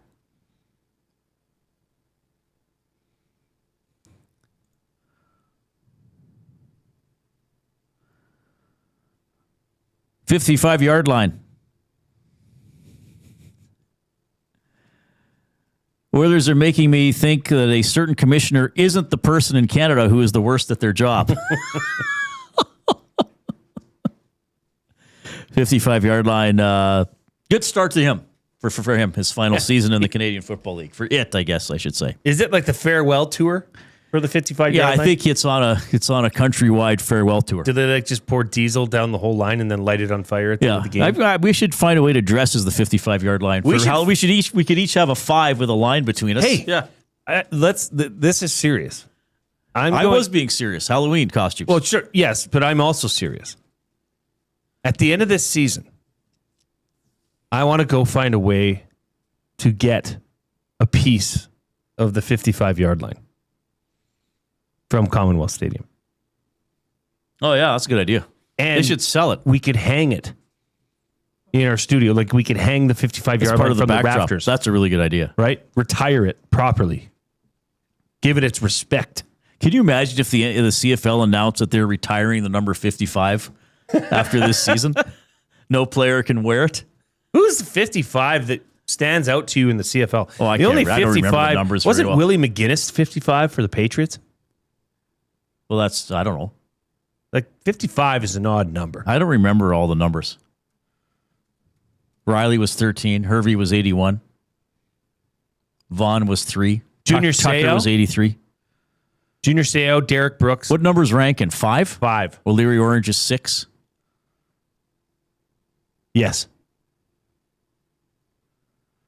Mark Letestu was 55 for That's the Oilers. Correct. Yeah. Different sport. 780-218-9999 is how you text us, the River Cree Resort and Casino inbox. Like, how are you feeling about these Mike Babcock rumors? And just to clarify it a little bit, I think a lot of people are saying this, but again, what is the issue? Is it the reputation? Is it specifically the Columbus thing? Is it other players, things other players have said? Is it the fact that he hasn't coached for 7 years? Because I would say, for me, yes, I hear all the other stuff. I mean, you know, Mike Commodore made a name for himself on social media blasting Babcock. You know, like there are players that hate him. Probably most coaches are hated by somebody, but you know, it's sort of got a lot of momentum with him. So I hear all that stuff. That would be a concern for me. But I also say,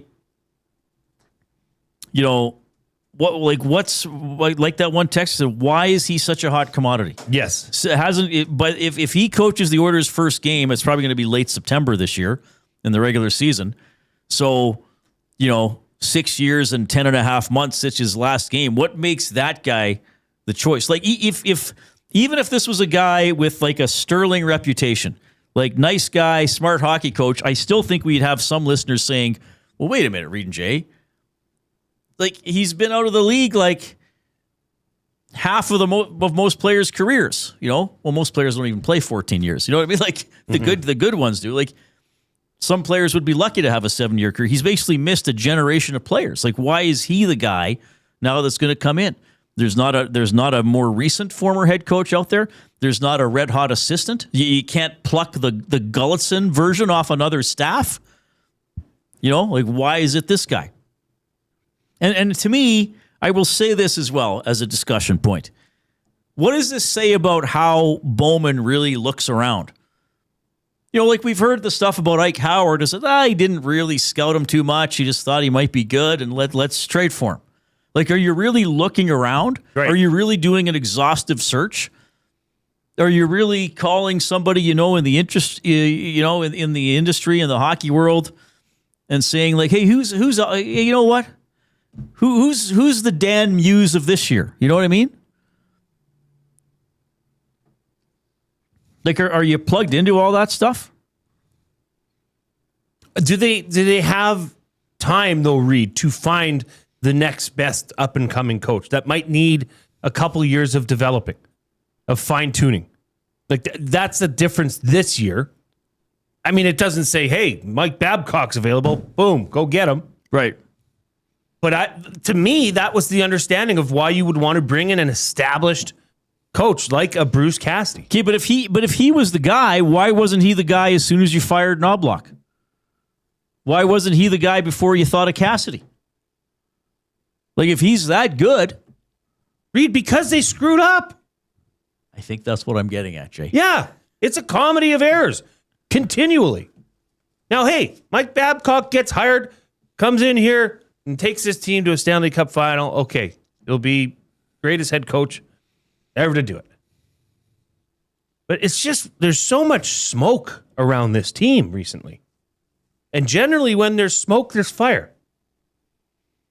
And I just, with a player, as a generational player like Connor McDavid hanging in the balance, this is the best you could do. Rip City Step says, why not Daryl Sutter or Mike Keenan or Ron Wilson or a suit that Al Arbor owned? Fair comment. 780-218-9999, River Crew Resort and Casino inbox. We are in the Canadian Brewhouse studio. Don't forget about the wing flavor of the month for June at the Canadian Brewhouse. We got to try it last week. It is delicious. Maui pineapple, flame-grilled wings tossed in a sweet and troppy Maui pineapple sauce. Get them until the end of the month at the Canadian Brewhouse. All right, buying or selling for Damon Bunting when we get back. Here's an update with Kubish.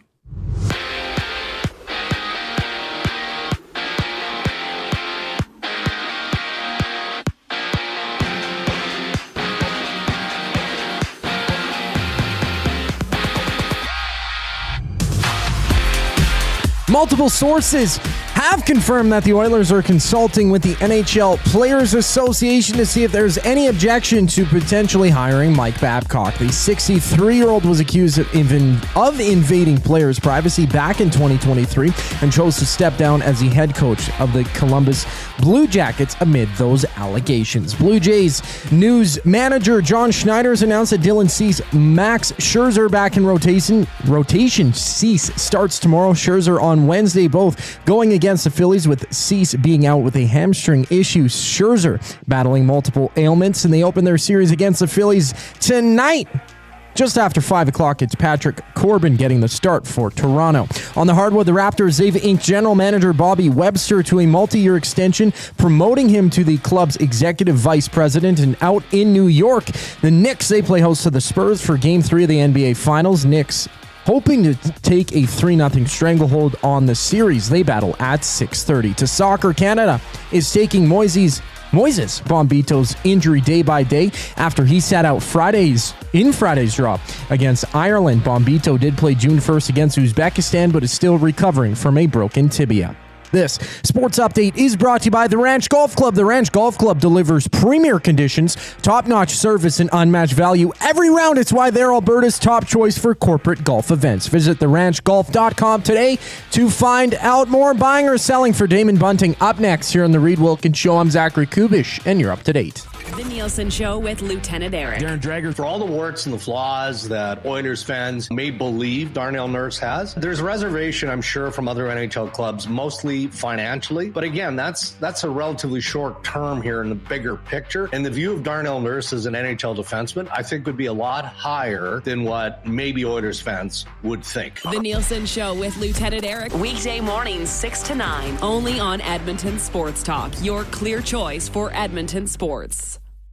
When you bet with Play Alberta, you give back to Alberta. That's because it's the only app in the province that puts all revenue directly back into supporting programs and services that Albertans rely on every day. So next time you place a wager on your favorite team, know that you're also making a difference across the province through Alberta's General Revenue Fund. Visit playalberta.ca/EST to learn more. That's playalberta.ca/EST. Must be 18 plus. If you gamble, use your game sense. When you cater with Royal Pizza, you're getting the same great pizzas, pastas, and salads you love, just bigger and built for a crowd. Perfect for teams, offices, or parties, Royal Pizza's catering brings real value around $10 per person. Delicious, high quality, and easy. If you like their pastas, you'll love their catering pastas even more. Visit royalpizza.ca or contact your local store for exact pricing and details. So come on home, Royal Pizza, still making it great. At Firehouse Subs, our subs are freshly toasted, stacked high, and crafted to satisfy. Each sub is piled high with premium meats, melty cheese, and toasted to perfection. Firehouse Subs brings bold flavor to every bite, all served on a freshly toasted roll. But we're not just feeding Edmonton, we're fueling it. Dig into the brisket hat trick, piled with slow-smoked brisket and melty cheese. Or go to the Firehouse Subs fan favorite, the Hook and Ladder. Made to order with smoked turkey, honey ham, and Monterey Jack cheese on a perfectly toasted roll. With 15 Firehouse Sub locations across Edmonton and the greater area, it's easy to grab a hot and hearty sub close to home. Firehouse Subs. Hot, hearty, made to satisfy. When gambling, set a budget before you play. Stay informed and visit GameSenseAB.ca to learn how. Remember, if you gamble, use your game sense. Kayaks, bikes, camping gear? Make space for summer fun with Sentinel Storage. Spend more time on adventures with your outdoor gear and less time looking for them. Sentinel Storage. Try 4 weeks free. Visit sentinelstorage.ca for details. Since 1952, William Huff has been the heartbeat of Edmonton's advertising world. From humble beginnings to a citywide powerhouse, we've been the go-to for signage from print to design and installation. Partnering with Edmonton's top sports franchises and major events, we've helped shape the city's global reputation. Our secret? Unmatched customer service, decades of experience, and a passion for excellence we call the William Huff Advantage. Visit us online at williamhuff.com.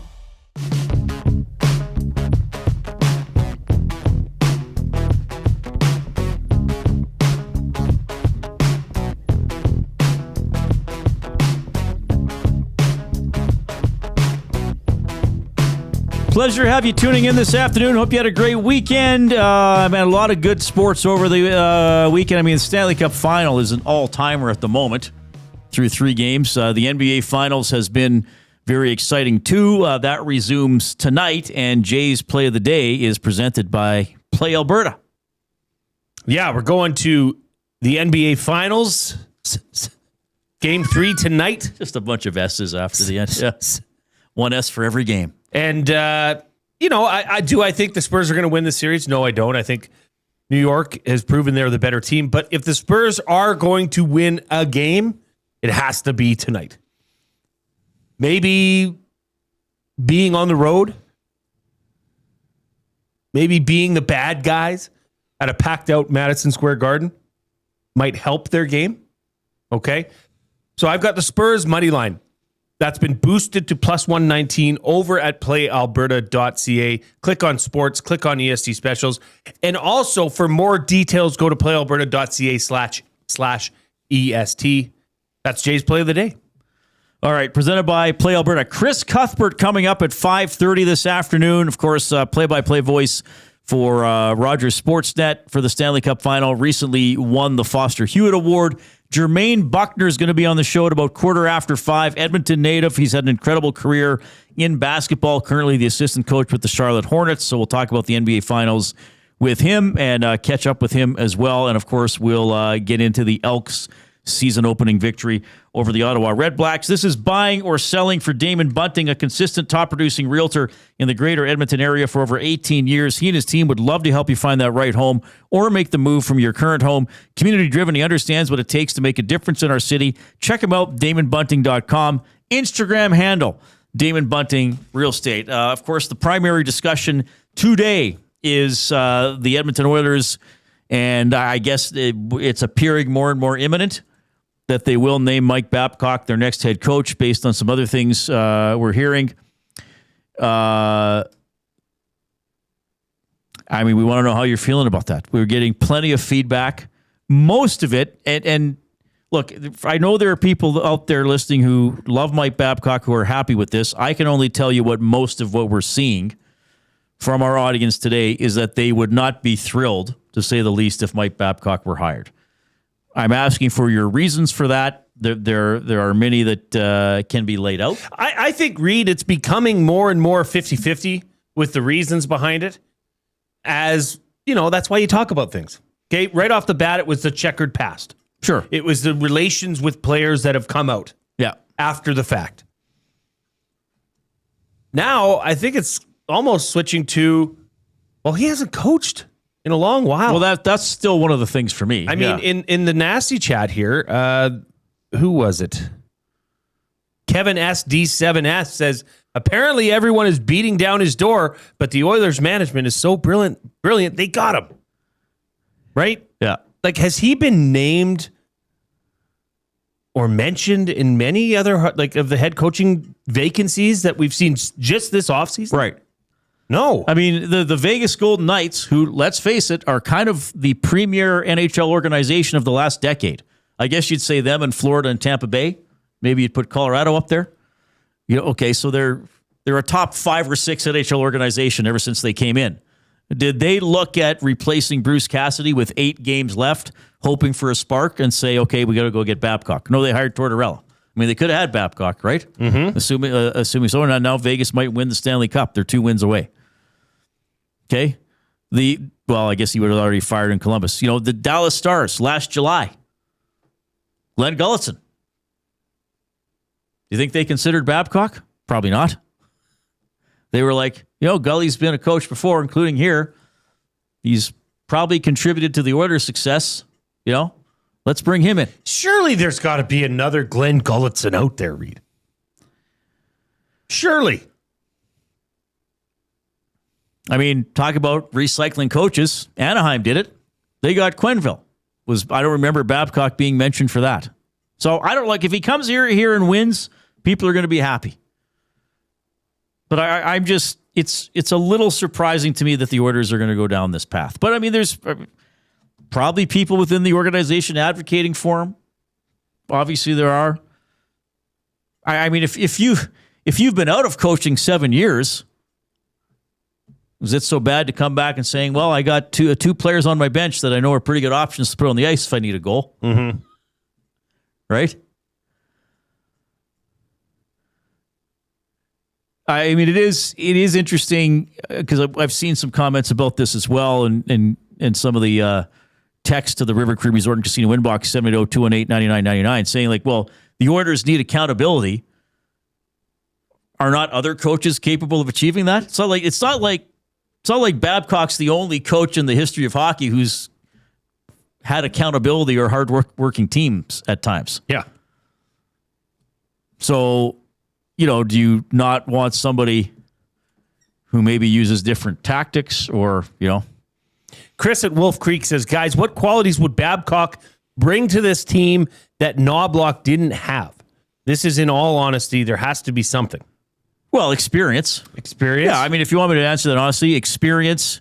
Experience. I mean, that is a big thing. I mean, Trent says anyone could have coached those Red Wings teams in the 2000s. Woodcroft could have won a cup with those teams. Burger Boy says Babcock has a trail of toxicity and being disrespectful to the players. Do we really need to add more toxicity to the dumpster fire that is already there in management?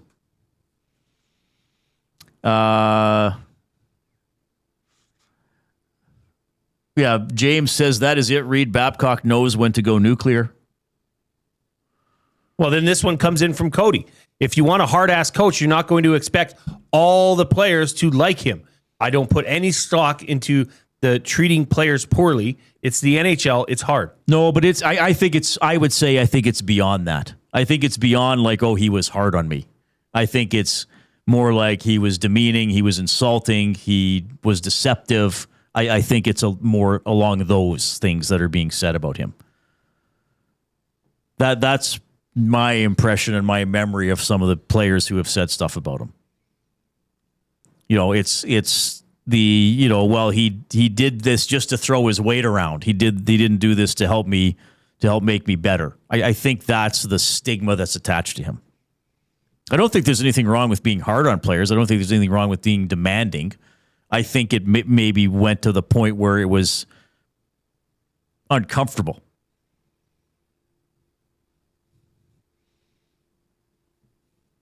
But I get it. I mean, some people, if this happens, some people would be thrilled to see him as the head coach. It appears to be the minority of Oilers fans. And I'm not discounting anybody who would support this. I'm just saying what we got coming in. Most people, buying or selling for Damon Bunting are selling on Mike Babcock being the next head coach of the team. Though it appears that it's going to happen. Now, are existing fans going to give up their season tickets? I don't know. Are people going to stop watching the games on television? I don't know. Ooh, like a coup. Like a boycott. A boycott? Yeah. Could we see a boycott? Can you imagine? I doubt it. I highly doubt it. Yeah. Damo Dude, I'm sorry. I don't know how you would like me to pronounce it. In the River Cree Resort and Casino inbox at 780-218-9999. Babcock hasn't coached in years for a reason. Even if he finds success in Edmonton short term, I think his firing will end in a tire fire. His hiring will end. Yeah, well, possible. Zachary says only the Karens wouldn't want Babcock. Wimps. Fair enough. Big Uke says there are plenty of people happy if Babcock is the Oilers' next head coach. The problem is they are all in other markets. LOL. Well, fair comment. Post in the Nasty Chat on YouTube. Keep giving us the thumbs up if you haven't already. I think we might be over 100 thumbs for the show. Let me double check here. Oh, let's make a run then, Reid.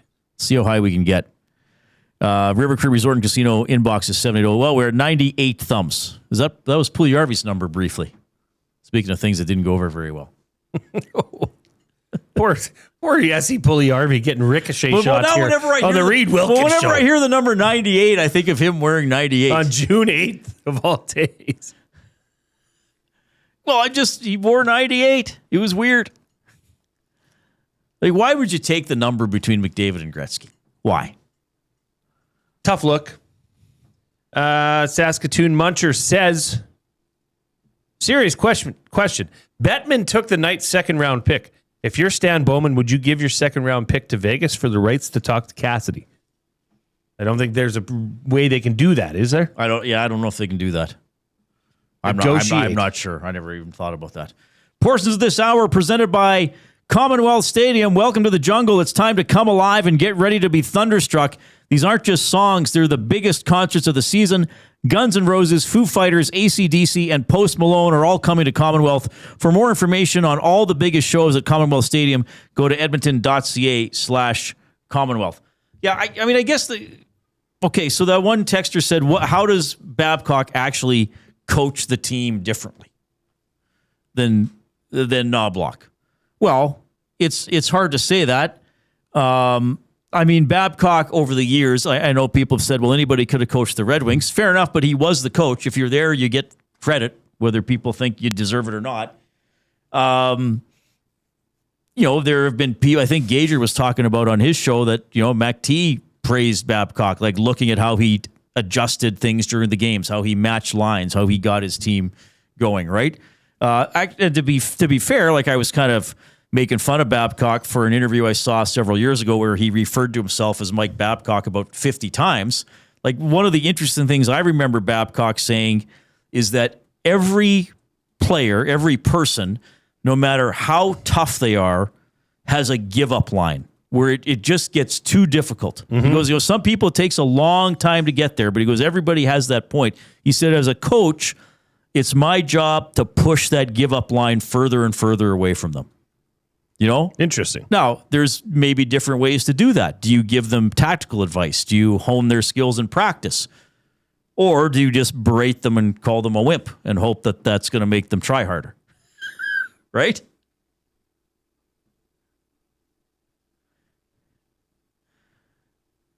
It just still baffles me when I think of that. The Oilers had to go and discuss this with the NHLPA to say, are we good here? Is he already served enough time? Right. Is he out of the bad books of the NHLPA? Yeah. Right. At that point, stop. It's going to be a public relations nightmare. That should be in a PR handbook. If you have to talk to prior employers or officials of said, league. But the Oilers went through this with Bowman. It's interesting for me because I was on my retirement practice when Bowman got hired in the summer of 2024, so I never actually dealt with that happening. But I mean, Bowman had to have a timeout from the league. Quenneville too, right? Because of their mishandling of the Kyle Beach assault situation.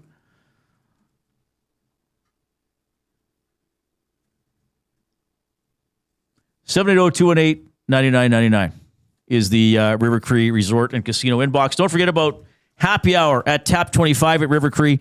$5.25 drinks, all beers, including bottle and draft, import and domestic, select premium well highballs, and select premium wine served at Tap 25, Center Bar, Onyx, and on the casino floor. Available Sunday to Thursday from 9 a.m. to 7 p.m. Chris Cuthbert is coming up in less than an hour. He's going to be joining us at 5:30, straight from the Stanley Cup Final. He's going to be doing play-by-play on the old tube tomorrow. Jermaine Bucknor, great local success story. He's been in the NBA as a coach for a while, finishing his second year with the Charlotte Hornets as an assistant.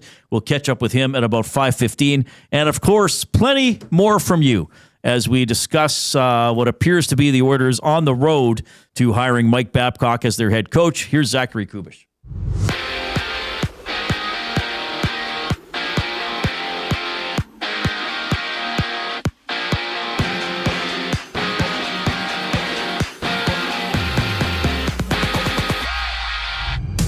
Multiple sources have confirmed that the Oilers are consulting with the NHL Players Association to see if there's any objection to potentially hiring Mike Babcock.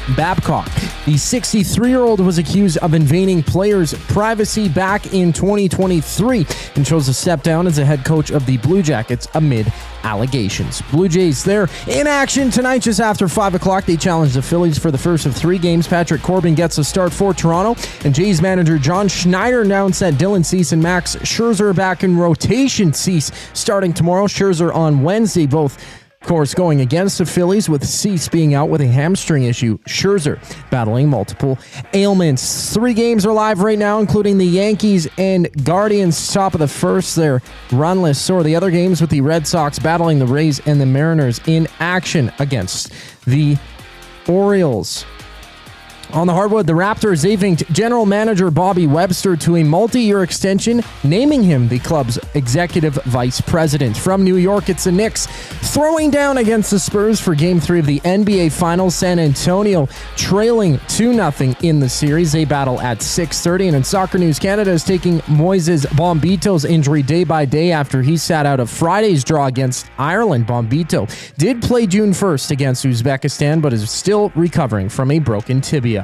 This sports update is brought to you by the Edmonton Elks. The Elks have their home opener June 20th against the Alouettes, and it's going to be a big one. Lock in your tickets now at goelks.com/tickets. The conversation rolls on here on Edmonton Sports Talk. Following the break, I'm Zachary Kubish, keeping you up to date. The EST EST Hangout. Because then we're gonna go get Bruce Cassidy in a year, but we want you this year, kick this team in the butt. Maybe that coach says, but yeah, 1 year, sure. So why does everyone, here's the other thing, I ask it, it's like, why is Cassidy the only guy? Why is he perfect though? Yeah, that's the only thing I don't understand. Are we fixated on this, or is there legitimacy to why he is the right guy? The EST Hangout, presented by Sentinel Storage. Weekday mornings 9 to 11, only on Edmonton Sports Talk. Your clear choice for Edmonton sports.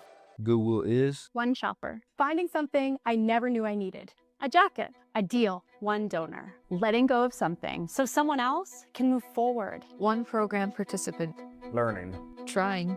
Building skills. Building confidence. Building a future. One purchase. One donation. One job. One choice. Goodwill is the power of one. The power of one. The power of one. The power of one. Goodwill Industries of Alberta. It all starts with one.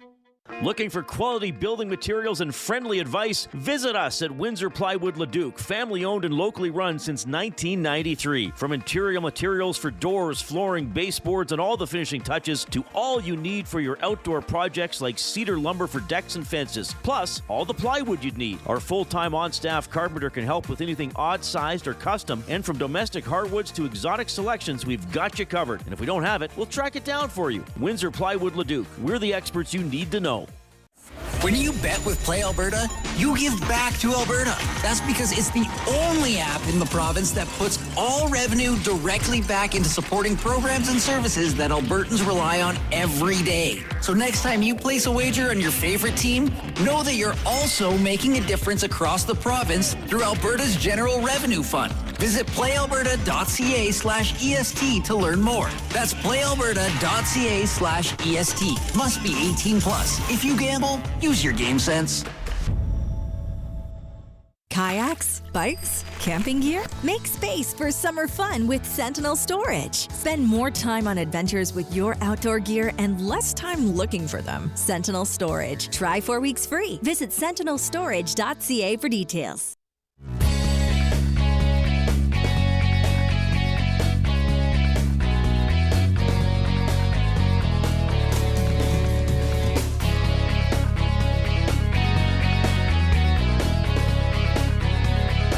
All right, good to have you tuning in this afternoon.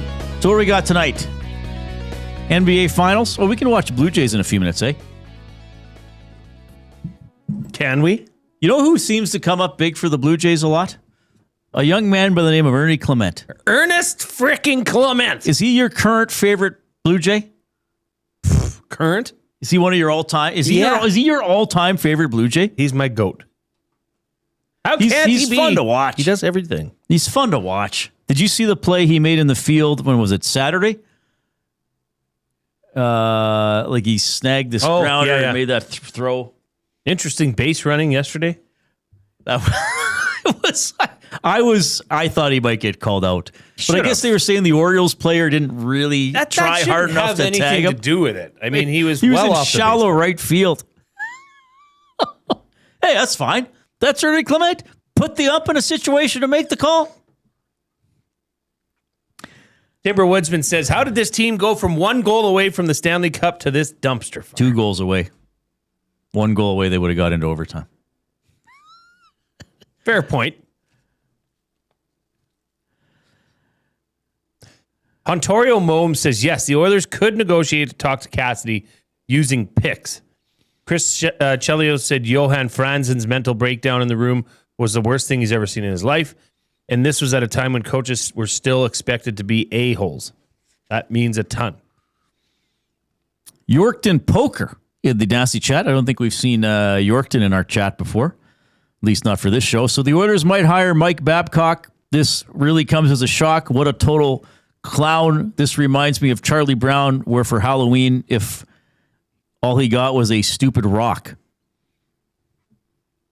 I don't know if I delivered that properly, Yorkton Poker. I apologize. I feel like when I read it, I knew how it was going to sound, and then it didn't come out that way. But I think we're saying he's not a fan of this potential hire. People are certainly fired up for Gemco Fireplaces, proudly serving Edmonton and area for 45 years, the authorized dealer for Napoleon Fireplaces. Whether it's gas or wood burning, look no further than Canadian-made Napoleon Fireplaces. All the Napoleon products you need are available at Gemco. 9281 50th Street. So, like, well, what do the Oilers need from a head coach? What have a lot of fans criticized Knobloch for? The usage of McDavid and Draisaitl. Going to them too soon, playing them too much. And Bouchard, I guess. Some of the big guys. Playing them too much. Would Babcock change that? We don't know that. Quite frankly, we don't know that because every coach that has coached McDavid and Draisaitl has been accused of overplaying them. So I can't say that for sure. Does Babcock probably have more of a sense of game flow and in-game adjustments than Knobloch? I would say yes. Again, except he hasn't done it for 7 years. So how are those senses now? Well, and think of how much the game has evolved and changed in those 7 years, Reid. A lot. I mean, what was a good save percentage 7, 8 years ago? Well, like 910, right? Yeah. Now, 897 is pretty damn good. That's right. You're right in the middle of the pack. Yeah. I mean, what did Bowman say? You gotta build a foundation other than having a good power play and Leon and Connor. Okay, could Babcock at his best do that? Yeah, probably. But again, we haven't seen him do it for a long time. Like, this isn't DeBoer going to the Islanders fresh off taking Dallas to the conference final 3 years in a row. Mm-hmm. This is a guy who hasn't coached.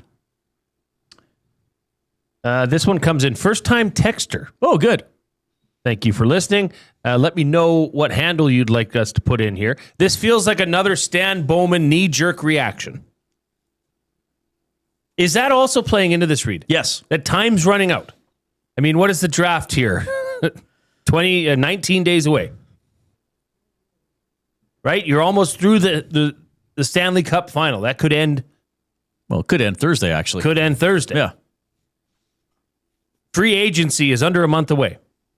Now, your head coach doesn't necessarily make these decisions, but you'd think having that would know what you're looking for in a year where free agency, even though there's not as much sex appeal to the targets that are out there, there's depth players, which is what the Oilers need. Right. So you're going to have a coach that's going to establish his coaching style prior to that time. Give us a thumbs up if you're watching on YouTube. We are over 100. So let's see if we can get to 100 and... Do not be a pleasure delayer. Smash that like button if you haven't done so already. Oh, you got to love days like this, eh? Well, selfishly, yes, I do. Fantastic. Yeah. You know what, though, Reid? This is a Canadian fan base. If this was happening in any other Canadian location in the NHL, this would be the reaction that the fan base would give. And that's why we're here, to give an outlet. To express yourself. I got to be honest with you. I'm actually somewhat surprised that it seems to be as strongly against the Babcock hiring as it is. Are you? Yes. Because it's probably 90%. I mean, I see some of the comments, oh, Babcock's going to toughen them up. Oh, Babcock's this, Babcock's that. But most people are like, why? Let me ask you this then. When did that get leaked? The Bruce Cassidy information? Middle of May, right? Well, yeah, the Oilers had been out for a week or two.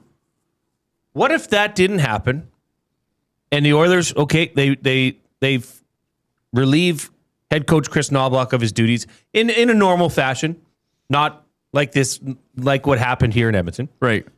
And they say, okay, we're looking for a new head coach. And then a week goes by, Oilers linked to Mike Babcock, interviewing him in the coming days. Yeah. Nothing about Bruce Cassidy, nothing about Peter Laviolette, nothing about any of these coaches that were speculated to possibly be behind the Oilers bench. Would it be different then? No, I think the reaction would be exactly the same. Even though the Oilers now seem like, as that texter just said, this is a knee-jerk reaction because they're running out of time and options? Well, I don't know. I think the way that people feel about Mike Babcock is how they feel about Mike Babcock. Okay, then I guess I'll say this. It doesn't help that you look like your back's against the wall and that you need to find somebody very soon. That doesn't help, I guess, with the way Oilers fans are receiving this news. Well, you'd have to ask them. We're getting a pretty good idea here. 780-218-9999 is the River Cree Resort and Casino inbox. We do have a couple of big-name guests coming up in the final hour of the show. Chris Cuthbert, incredible guy, incredible broadcaster, calling play-by-play in the Cup Final, and recently won the Foster Hewitt Award. And Jermaine Bucknor is going to join us in about 20 minutes. Edmontonian, who is currently an assistant coach with the Charlotte Hornets in the NBA, and I'm sure he'll have some thoughts on what we've seen in the end. But you were saying they played the Knicks 4 times this season? The Hornets did? They did. Went 2 for 2. One of them was in the NBA midseason cup, the NBA Cup. So they played them 3 times in regular season and went 2-1. So right. they've improved quite a bit, have the Charlotte Hornets. All right, we better take the 5 o'clock break now. We got a busy final hour. We do want to talk a little bit about how the Elks played on the weekend. And Cuthbert and Bucknor ahead as well. Here's the 5 o'clock break. 2 guys and a goalie. Hire it or fire it, Joaquin. Combines in pro sports are a waste of time. I believe in hockey they are. They're so young. There's so much more maturity to do physically. I'm with you on that. It's just the manner that they're doing. Like what? Reminds me of physical fitness excellence when I was a kid in elementary school. 2 guys and a goalie, presented by GS Construction. Tuesday and Thursday afternoons at noon, only on Edmonton Sports Talk. Your clear choice for Edmonton sports. When you bet with Play Alberta, you give back to Alberta. That's because it's the only app in the province that puts all revenue directly back into supporting programs and services that Albertans rely on every day. So next time you place a wager on your favorite team, know that you're also making a difference across the province through Alberta's General Revenue Fund. Visit playalberta.ca/EST to learn more. That's playalberta.ca/EST. Must be 18 plus. If you gamble, use your game sense. The Canadian Brewhouse has a happy hour for any scenario. You finished work early? Happy hour. You finished work because you accidentally hit reply all to the entire company? Big happy hour. Your boss said, great job. Happy hour. Your boss said, per my last email. Ugh, emergency happy hour. You finally closed the big deal. Happy hour. With a huge selection of ice cold drinks and great food, the Canadian Brewhouse has a happy hour for whatever just happened at work. The Canadian Brewhouse. Your day just got happier. There's one game that kicks off summer. Elks football is back, and the best way to experience the home opener is being there when it happens. For every catch, every tackle, every touchdown, hear the roar of the crowd that's been waiting for this moment. Elks, Alouettes at Play Alberta Field at Commonwealth Stadium, June 20th. Presented by James H. Brown, Alberta Injury Lawyers. Lock in your tickets for the home opener now before they're gone at goelks.com/tickets. Edmonton Elks, our city, our year. Get ready for a night of legendary Canadian rock. The River Cree Resort and Casino presents Honeymoon Suite live on June 25th. Sing along to the hits that defined a generation, including New Girl Now, Feel It Again, and more, as Honeymoon Suite takes the stage for one unforgettable night of music and energy.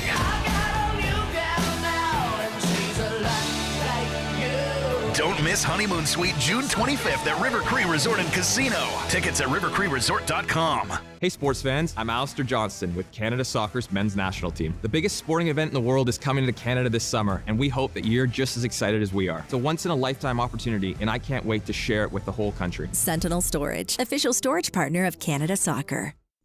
Time for a new career in 2026? Or maybe your kid is still pondering their path. Good news! Weiss Johnson is hiring. It's Dennis, and not only are we hiring for heating and air conditioning, we're also looking for experienced plumbers and gas fitters. With the growth in residential development, there's no shortage of opportunities at Weiss Johnson. Choose your path with us. Learn from one of the industry leaders, and we will grow together. Receive great benefits and school reimbursement as well. Visit weiss-johnson.com today.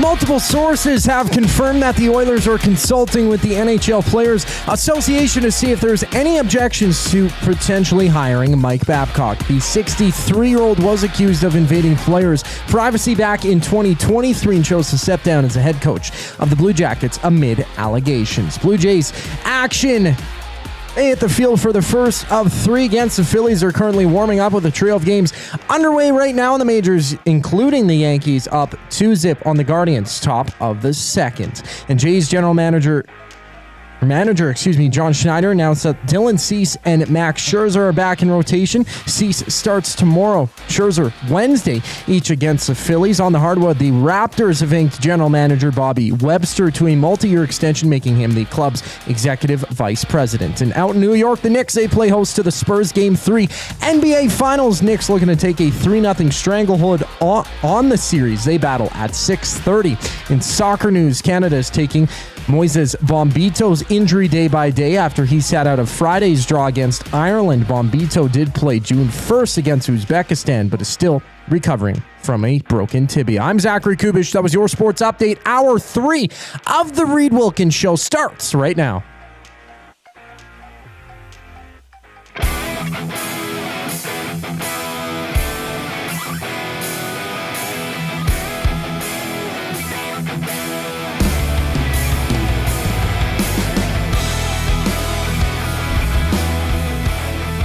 Okay, it's 5 o'clock Monday afternoon. He's Jason Milne. I'm Reid Wilkins. We are with you 3 to 6 p.m.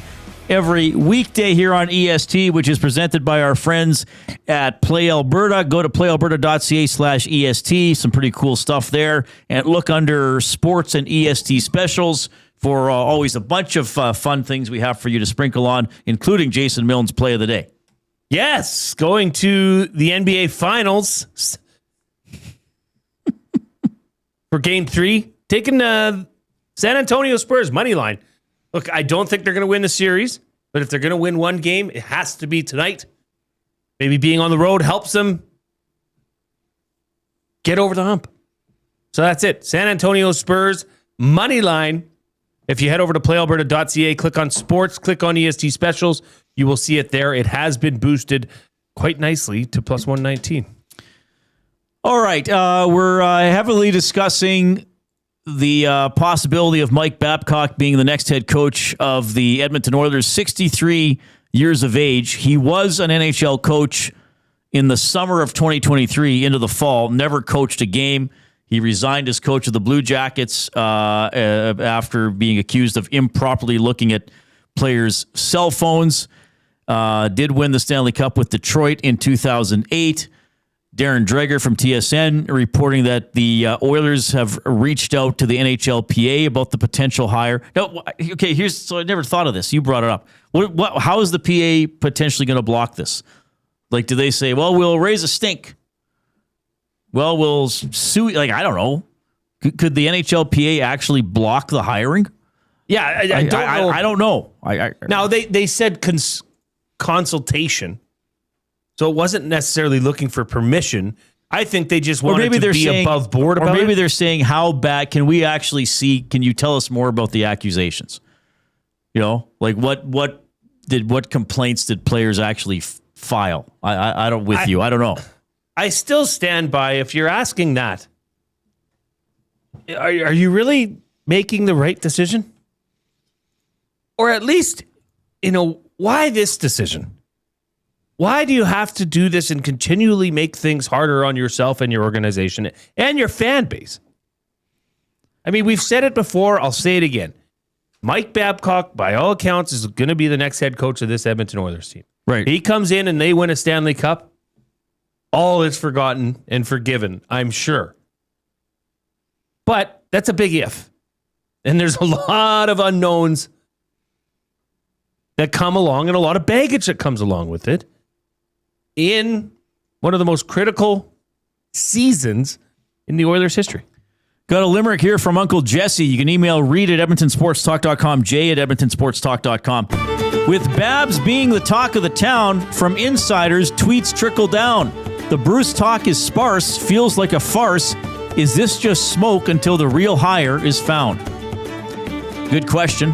I think we both feel, well, I don't want to speak for you, Jay. I think it's quite likely that he's going to be named the coach of the team. It appears that he's talked to the owner. He's talked to some players. The team seems to be making sure there wouldn't be any issues with the NHL Players Association. The more I talk about this and process it over the course of the afternoon, the more this appears imminent. Well, Pierre LeBrun was on the TSN's Overdrive, and he says the Oilers do want to hire Mike Babcock. Okay. I mean, unless there is a way the NHLPA can block this. I don't know how they could actually block. I mean, I think it's more like the Oilers going to the PA and saying, can you characterize the accusations, right? Like if you heard, hey, I want to hire this guy. I heard something bad happen at his former job. I better sniff around that. Right. Let me see the. It's almost like the secret file. Yeah, it's almost like checking references, but not really.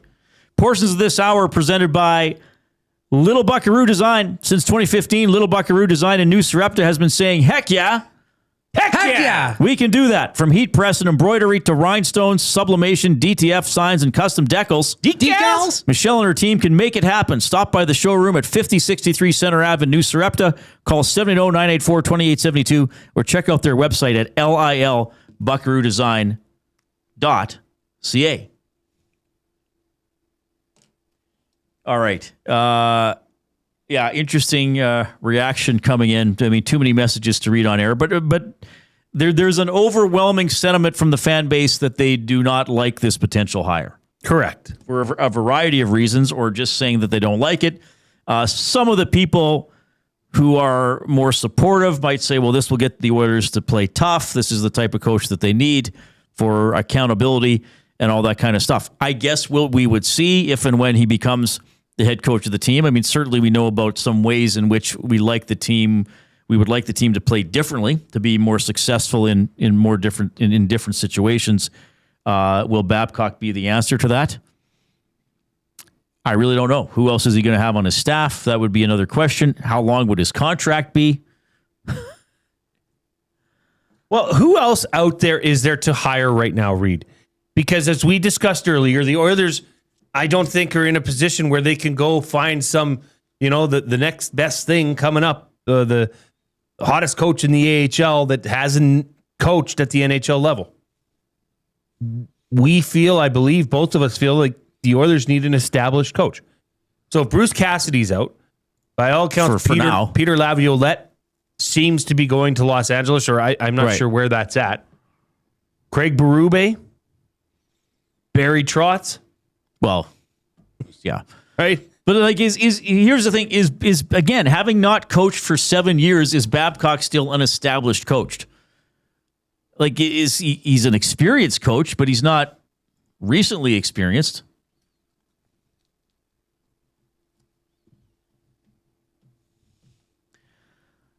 James says the game has changed in the last 5 years. Scoring is up, but 5x5 scoring chances down by 20% in those 5 years. Hula Boy Steve says, I'm going to say it. I had to look up DTF online as it relates to signage because DTF normally means something very different. Yes, it does. I had to ask somebody once what that meant, and they told me. Oh, I think you told me that once, and I was shocked. Yeah. Saddened, actually. Yes. Caster 1990 says, Patrick Waugh, Gerard Gallant are established coaches that are available. Is Patrick Waugh an established coach? Oh, yeah, I think so. You think so? Okay. Yeah. Costura says, good evening, folks. I almost fell off my ladder at work when I was reading the Oilers are considering Babcock. Consider myself Bab shocked. Oh, that's pretty good.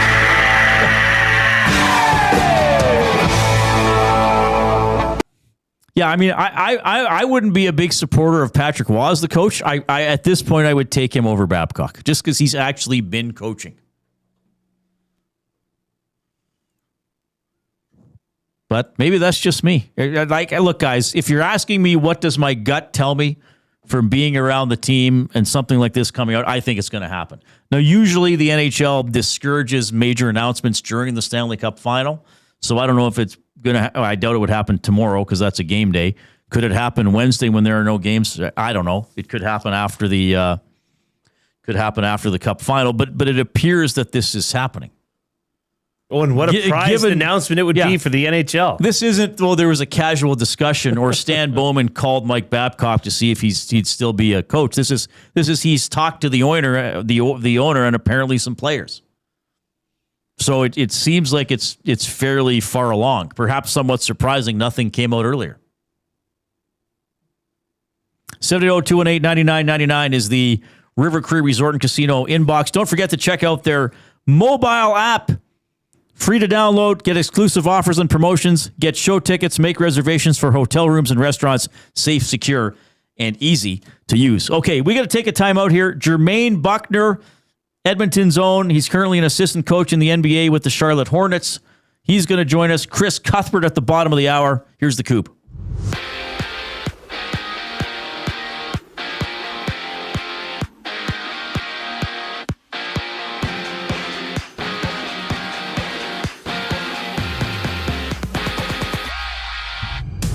Multiple sources have confirmed that the Oilers are consulting with the NHL Players Association to see if there's any objections to potentially hiring Mike Babcock. The 63-year-old was accused of invading players' privacy back in 2023 and chose to step down as the head coach of the Blue Jackets amid allegations. Blue Jays action there against the Phillies, top of the first. It's a 0-0 game. First of 3 total games in their series. They're against the Phillies. Patrick Corbin on the bump, 1 out there for Philadelphia. Empty bases in the matchup. Around the majors, 3 other games are live into the second. Mariners, Orioles runless, while the Rays have a 1-0 lead on the Red Sox bottom second inning. And Jays manager John Schneider announced that Dylan Cease and Max Scherzer are back in rotation. Cease starting tomorrow, Scherzer on Wednesday, each against the Phillies, of course. And on the hardwood, the Raptors Avink general manager Bobby Webster to a multi-year extension, making him the club's executive vice president. From New York, it's the Knicks playing host to the Spurs for Game 3 of the NBA Finals. Knicks up 2-0 in the series. Tip-off goes at 6:30, and in Soccer News, Canada is taking Moises Bombito's injury day by day after he sat out of Friday's draw against Ireland. Bombito did play June 1st against Uzbekistan, but is still recovering from a broken tibia. Jermaine Bucknor up next here on the Reid Wilkins Show. I'm Zachary Kubish, keeping you up to date. One shopper. Finding something I never knew I needed. A jacket. A deal. One donor. Letting go of something so someone else can move forward. One program participant. Learning. Trying. Building skills. Building confidence. Building a future.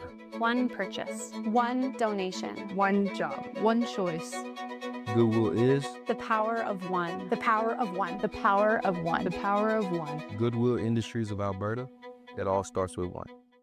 The Oil Stream. The Edmonton Oilers are consulting with the NHLPA to see if there are any objections that must be resolved before potentially hiring Mike Babcock. Oh, boy. Bobby Nix told me this a couple years ago. Okay. When the Oilers were looking for a new head coach and end up with Woodcroft, he said they asked about Babcock. He said did? The big boy said they didn't want The him. Oil Stream, presented by Boston Pizza. Monday, Wednesday, and Friday afternoons at noon. Only on Edmonton Sports Talk. Your clear choice for Edmonton sports. When you bet with Play Alberta, you give back to Alberta. That's because it's the only app in the province that puts all revenue directly back into supporting programs and services that Albertans rely on every day. So next time you place a wager on your favorite team, know that you're also making a difference across the province through Alberta's General Revenue Fund. Visit playalberta.ca/EST to learn more. That's playalberta.ca/EST. Must be 18 plus. If you gamble, use your game sense. It's the weekend. The sun is out, and everyone, yes, even the kids, are bored. Bring them to the Canadian Brewhouse. Our patios have games to keep the whole family going. Rooftop views, real turf to run around on, and misters for when the summer gets serious. Oh, and we've still got the game on. Always. All day, all weekend, all summer. The Canadian Brewhouse, Canada's best patios. Looking for quality building materials and friendly advice? Visit us at Windsor Plywood Leduc, family owned and locally run since 1993. From interior materials for doors, flooring, baseboards, and all the finishing touches to all you need for your outdoor projects like cedar lumber for decks and fences, plus all the plywood you'd need. Our full-time on-staff carpenter can help with anything odd-sized or custom, and from domestic hardwoods to exotic selections, we've got you covered. And if we don't have it, we'll track it down for you. Windsor Plywood Leduc. We're the experts you need to know.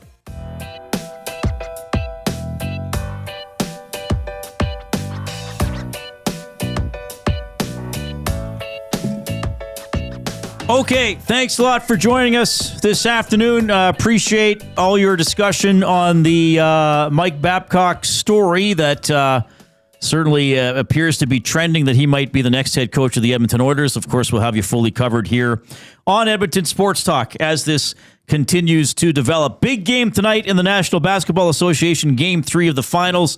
To discuss that and more, we're going to go to the Oil Country Towing Hotline. Oil Country Towing, Edmonton's most trusted 24/7 roadside rescue team.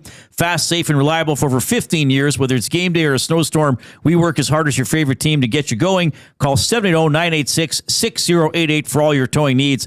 This gentleman is a proud Edmontonian and currently an assistant coach in the NBA with the Charlotte Hornets. Jermaine Bucknor is on the line. Jermaine, it's Reid and Jay. How are you doing? Hey, Reid, Jay, how you guys doing? We're doing great. Thanks a lot for being so generous with your time. We had you on about a year ago, so we're thrilled to have you on again. How are you keeping busy? What's an NBA assistant coach up to while two other teams are playing in the finals? Well, yeah, definitely watching a lot of basketball. Watching the finals. It's been an exciting playoff run. Here in Charlotte, we're going through our draft workouts right now, getting prepared for the NBA draft that's upcoming. So we got a lot of players, collegiate players from overseas coming in and working out every day. And then we're also preparing for our summer league that's upcoming in July in Vegas. Well, I want to get your take on the finals, obviously, Jermaine, but I want to stick in Charlotte first. I mean, this team that you're the assistant coach with, 19-63 last year, 44-38 this year, and a second round exit in the play-in round. Major improvements. Highly touted first-year player Con Kneppel it definitely was as advertised. What's this team need to do to keep improving? Yeah, we got to just continue to grow, continue to stay humble. We have a really great young core, a group of guys that enjoy learning the game, enjoy growing together, really unselfish and really humble. And they come in every day. They work. They're open-minded. They're willing to hear from different coaches on the coaching staff and learn from different coaches. Each player is assigned to their individual coach, right? And that's who they primarily work with. But I feel like our staff and our organization does a really great job of all our different coaches touching our players at different moments. And the players have been really open-minded, like I said. They come in and work each and every single day with good energy, and they just continue to learn. As long as we can continue to grow and stay humble, I think we're headed in the right direction. Jermaine Bucknor, Charlotte Hornets assistant coach, joining us here on the Oil Country Towing Hotline. Your Hornets faced the New York Knicks 4 times in total this season, splitting the season. Well, one was in the mid-season NBA Cup, but it was 2-2 with you. So you have experience playing against the New York Knicks. Are you surprised at what the Knicks are doing to the Spurs in the NBA Finals thus far?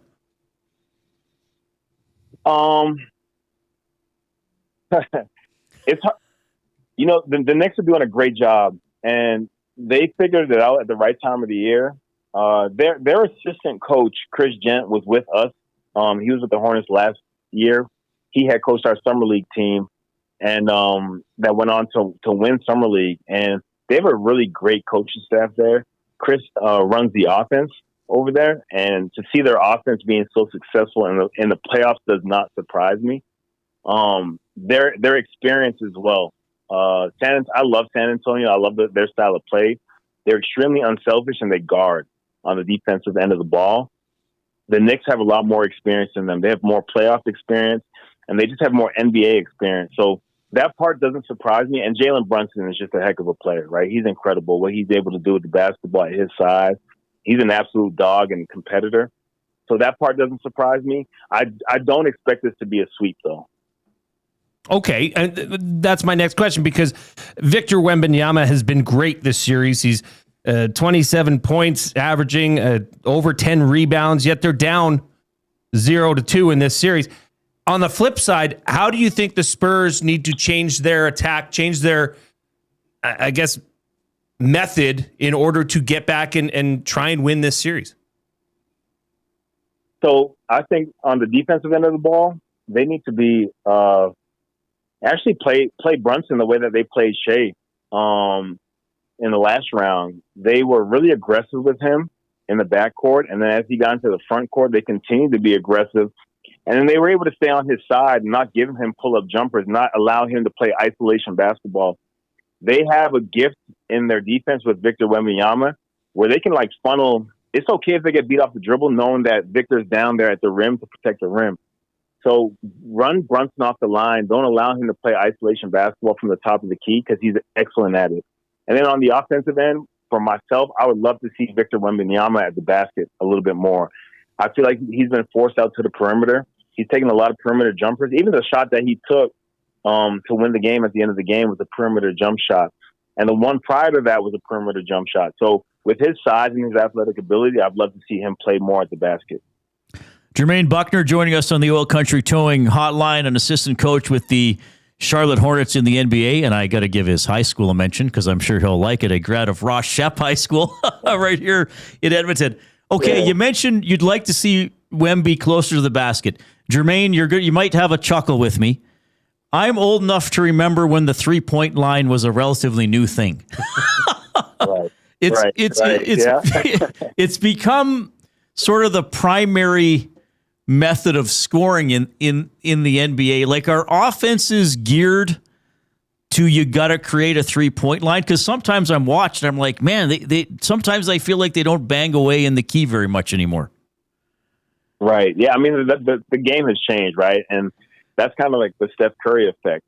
And the influence of the 3-point line now, mathematically, like the way that teams are shooting the ball and the high percentages that they're shooting, I mean, 3 is just worth more than 2. And the teams that get up more threes, that was one of our things this year. You know, we shot, I think, the third most amount of threes, or second most amount of threes this year in the NBA, and third in percentage, which is wild to think about. Usually teams that shoot a lot of threes don't shoot that high of percentage. But when you have 3-point shooters that are capable of making those shots, mathematically, if you're capable of getting them off at a high clip and knocking them down, you'll win the basketball game. So we're continuing to see, especially guys like Victor Wembanyama, right? Like, he's a 7'3", 7'4", whatever he is, and he's shooting threes at a consistent rate. It makes it really difficult. It spreads the offense. It creates more space on the floor, and it opens up driving lanes. So threes and layups and dunks, baskets at the bucket, are what NBA teams are looking for now. Jermaine, I'm going to put you on the spot a bit here. I'm going to jog your memory, take you down a bit of memory lane here, okay? Because you played Alberta basketball back in the day, and I believe at one point there was a girl on the team, on Team Alberta, whose name was April.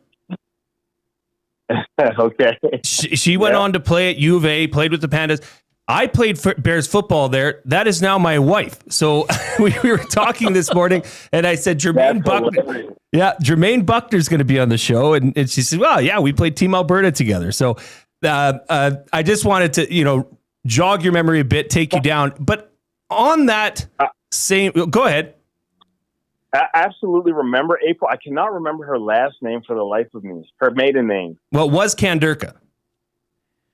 Kanderka. Okay. Yep. No, I remember exactly who you're talking about. But we had some, I was just talking about this about a week and a half ago. I have such fond memories of my basketball Alberta experience, and it really it set the foundation for my basketball career. And it was such a cool thing to be able to meet players from across the province, and then eventually across the entire country, when we got to nationals and Western Canada games. And we had a really great relationship, our men's and women's teams, and we were able to support each other. We grew a lot of really strong friendships and encouraged each other in our basketball experiences. And I have very, very fond memories of that time. Now, was Steve Sir on that team as well? Yeah, so I played with Steve when we won the national championship my first year with Basketball Alberta, and then he left to go to school in Minnesota. And the following season, I played again with, Brandon Parks, Phil Sudol, Joel Allen, when we finished second in the country that year. Joel Allen then was a Golden Bear when I was doing play-by-play for the team. Joel's late father, Phil, coached Lakeland College when I was working in Lloydminster, and they started their basketball program in the ACAC. And by the way, your brother was a Golden Bear when I was doing play-by-play for. It all ties together, Jermaine. It's amazing. It really does. The basketball world is small. But and thanks for coming on. I don't know if you have any plans to be back in Edmonton this summer. I know you're a busy guy and your basketball career has taken you all over the world. You sort of touched on it, but I mean, just again, your Canadian roots, your Edmonton roots, and how those sort of stay with you, and how you feel like you're representing our little part of the world here as you move through the NBA and all that stuff.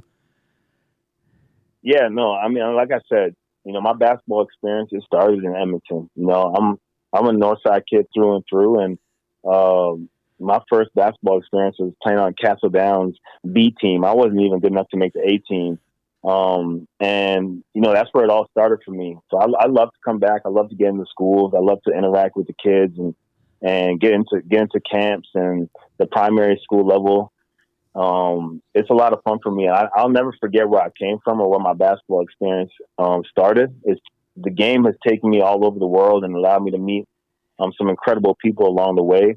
And it's allowed me to coach now in the NBA with some of the most talented players across the globe. So it's been a true blessing. I'm very thankful for it, and I continue to just embrace it and be thankful for the opportunities that have been given to me. Jermaine, great segment. We love having you on the show. I hope we can continue to catch up. All the best with the draft, the summer league, and hopefully the Hornets keep rising next year in the NBA. Really appreciate your time, sir. All the best. Thank you, man. Congrats. I don't know how long you and April been married, but congratulations. Thanks. Yeah, it'll be here this year, 19 years. Wow. Yeah, I remember she had a handle and a jump shot. That's what I do remember about her. Well, fun story, fun fact. We have 3 daughters, and thank goodness, thank the Lord that they get their basketball talents from their mother, because our oldest actually made the U15 Alberta team this year. Oh, awesome. That's great. What events do they have coming up this summer? So she is underage. So she made it as an alternate. So she goes with the team everywhere, except she doesn't go to nationals, which are in Quebec. Okay. All right. Now that'll be a great experience for her. Congratulations to you guys.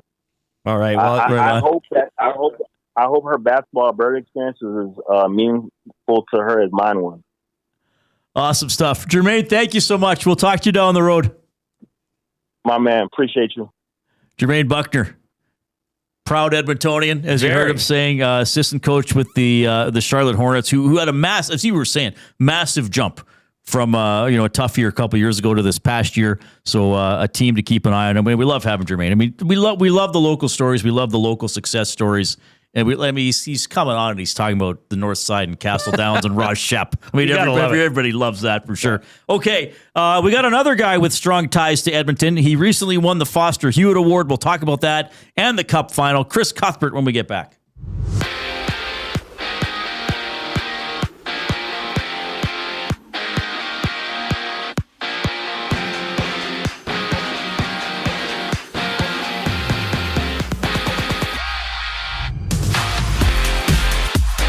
Multiple sources have confirmed that the Oilers are consulting with the NHL Players Association to see if there's any objection to potentially hiring Mike Babcock. The 63-year-old was accused of invading players' privacy back in 2023 and chose to step down as the head coach of the Blue Jackets amid allegations. Blue Jays action, top of the second, runless game against the Phillies in their series opener. Patrick Corbin on the bump for the Bluebirds.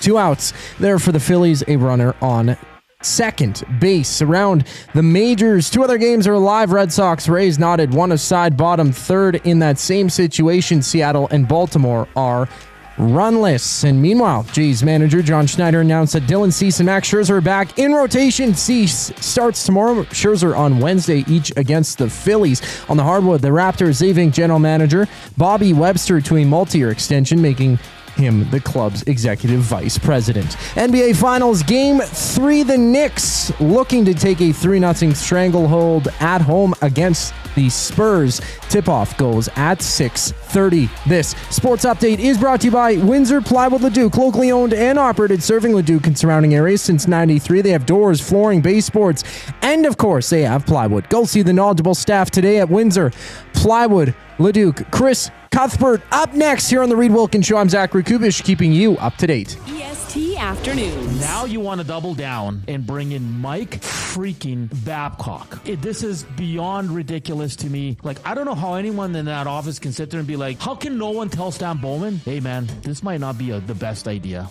There's coaches everywhere, quality coaches everywhere that you can find. And that's the guy you land on? EST Afternoons, weekday afternoons 1 to 3, only on Edmonton Sports Talk, your clear choice for Edmonton sports. At Firehouse Subs, our subs are freshly toasted, stacked high, and crafted to satisfy. Each sub is piled high with premium meats, melty cheese, and toasted to perfection. Firehouse Subs brings bold flavor to every bite, all served on a freshly toasted roll. But we're not just feeding Edmonton, we're fueling it. Dig into the brisket hat trick, piled with slow-smoked brisket and melty cheese. Or go to the Firehouse Subs fan favorite, the Hook and Ladder. Made to order with smoked turkey, honey ham, and Monterey Jack cheese on a perfectly toasted roll. With 15 Firehouse Sub locations across Edmonton and the greater area, it's easy to grab a hot and hearty sub close to home. Firehouse Subs. Hot, hearty, made to satisfy. Get ready for a night of legendary Canadian rock. The River Cree Resort and Casino presents Honeymoon Suite live on June 25th. Sing along to the hits that defined a generation, including New Girl Now, Feel It Again, and more, as Honeymoon Suite takes the stage for one unforgettable night of music and energy.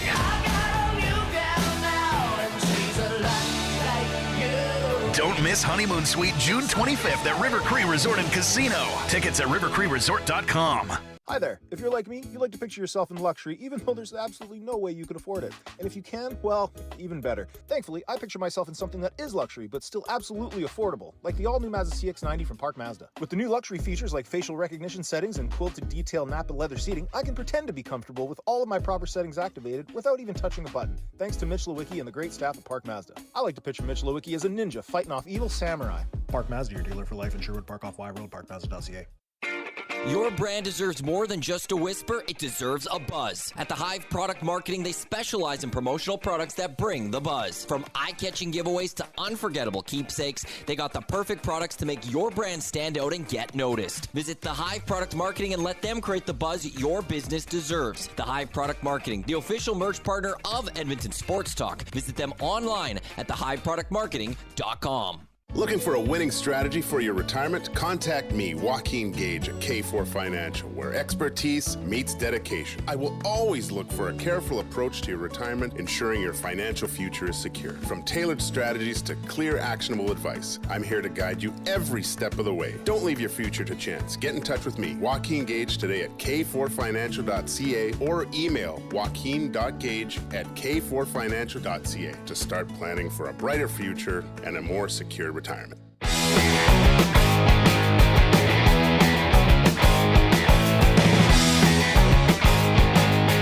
Yeah, great to catch up with Jermaine Bucknor.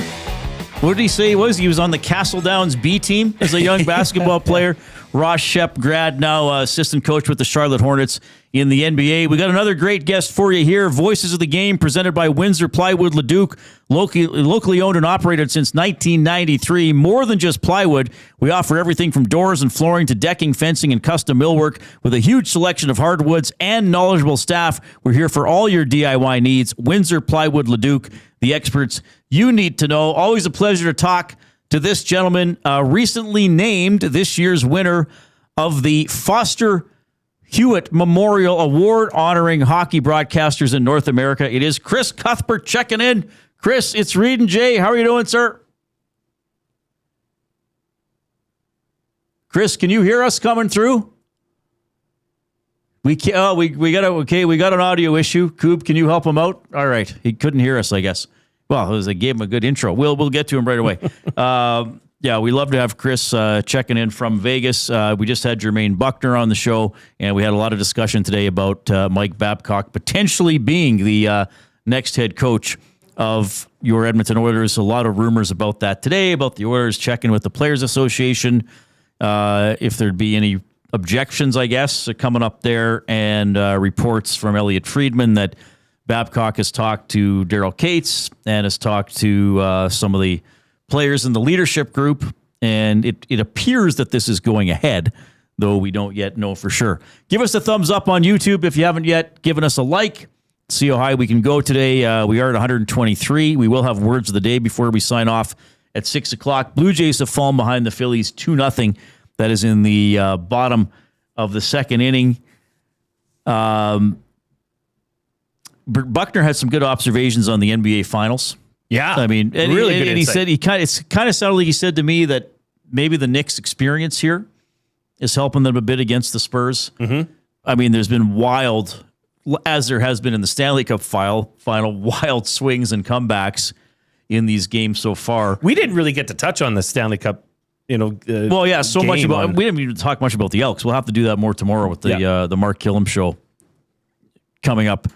But and the Spurs had that chance, right? Because they got the rebound and Wemby threw the pass away. Was that on him, or was that, I can't remember who he was passing to, or was that just it was just bang bang? He was.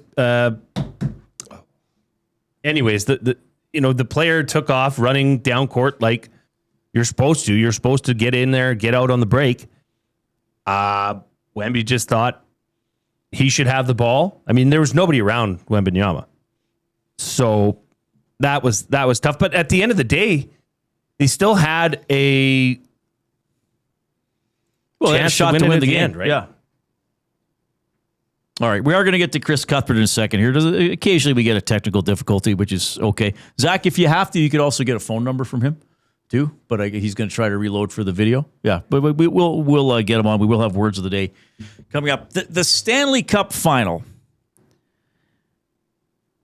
I mean, if we get, I think for it to be considered an all-timer, probably has to go at least 6 games, right?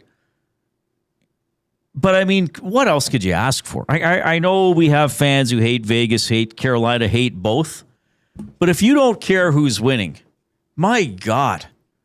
Like, it's you think 2-goal comebacks are a big deal. And then we get a 4-goal comeback in Game 3. All right, we have Chris Cuthbert. Now, Chris, I gave you a great introduction as a Foster Hewitt Award. Congratulations, man. Yeah. That's so cool. Thank you. Sorry to screw up that introduction. I don't know what was happening, but anyway, I pushed a few buttons here, went back to X, and suddenly I could hear you. So I don't know what's going on, but good to be with you. Tech happened. I know on the weekend, Chris, I had a frustrating afternoon of trying to get my printer to work. I went over to my parents for dinner and hopefully relaxed with them, and I spent most of the evening trying to get their printer to work. So sometimes that happens. I can relate to printers not working too. So yeah, something about our age, Reid. So how did you find out about the Foster Hewitt Award? I don't know if they surprised you on the golf course like they did with McDavid and the Lindsay, but tell us a little bit about it. No, it was it was actually during the Montreal Buffalo series, and there is a technological tie here because I invested in some translation earbuds so I could understand all Marty St. Louis press conferences, and I was sitting getting ready for a St. Louis press conference, and the Canadians decided to open the room first. Everybody left the press conference area to go to the room except me, and I was having trouble getting my translation earbuds going. So I was by myself, and Chuck Caton called at the time, and one of the rare times when a broadcaster's lost for words. So when you look at this award, I mean, I'm just looking at some of the names now: Bob Cole, Jim Robson, Howie Meeker, Rod Phillips in 2003. Mike Emmerich, John Davidson. Then you see your name on that list. How does that make you feel? It's like one name's not like all the others. I grew up listening to play-by-play guys on the radio at night. I had the transistor radio under my pillow every night, and I'm one of the last guys I think that will win the award who listened a lot to Foster Hewitt as a kid. But when I wasn't listening to Foster Hewitt, I was spinning the dial from Bob Wilson in Boston to Marv Albert in New York and Lloyd Pettit in Chicago, Bud Lynch in Detroit. But the number one guy, the guy I just captured my imagination was Dan Kelly at KMOX in St. Louis. And for some reason, that station, it was a clear signal just about everywhere in North America. So I wanted to be that voice from a rink somewhere in the NHL eventually. Obviously, the business has changed a lot, that it's not just a voice anymore.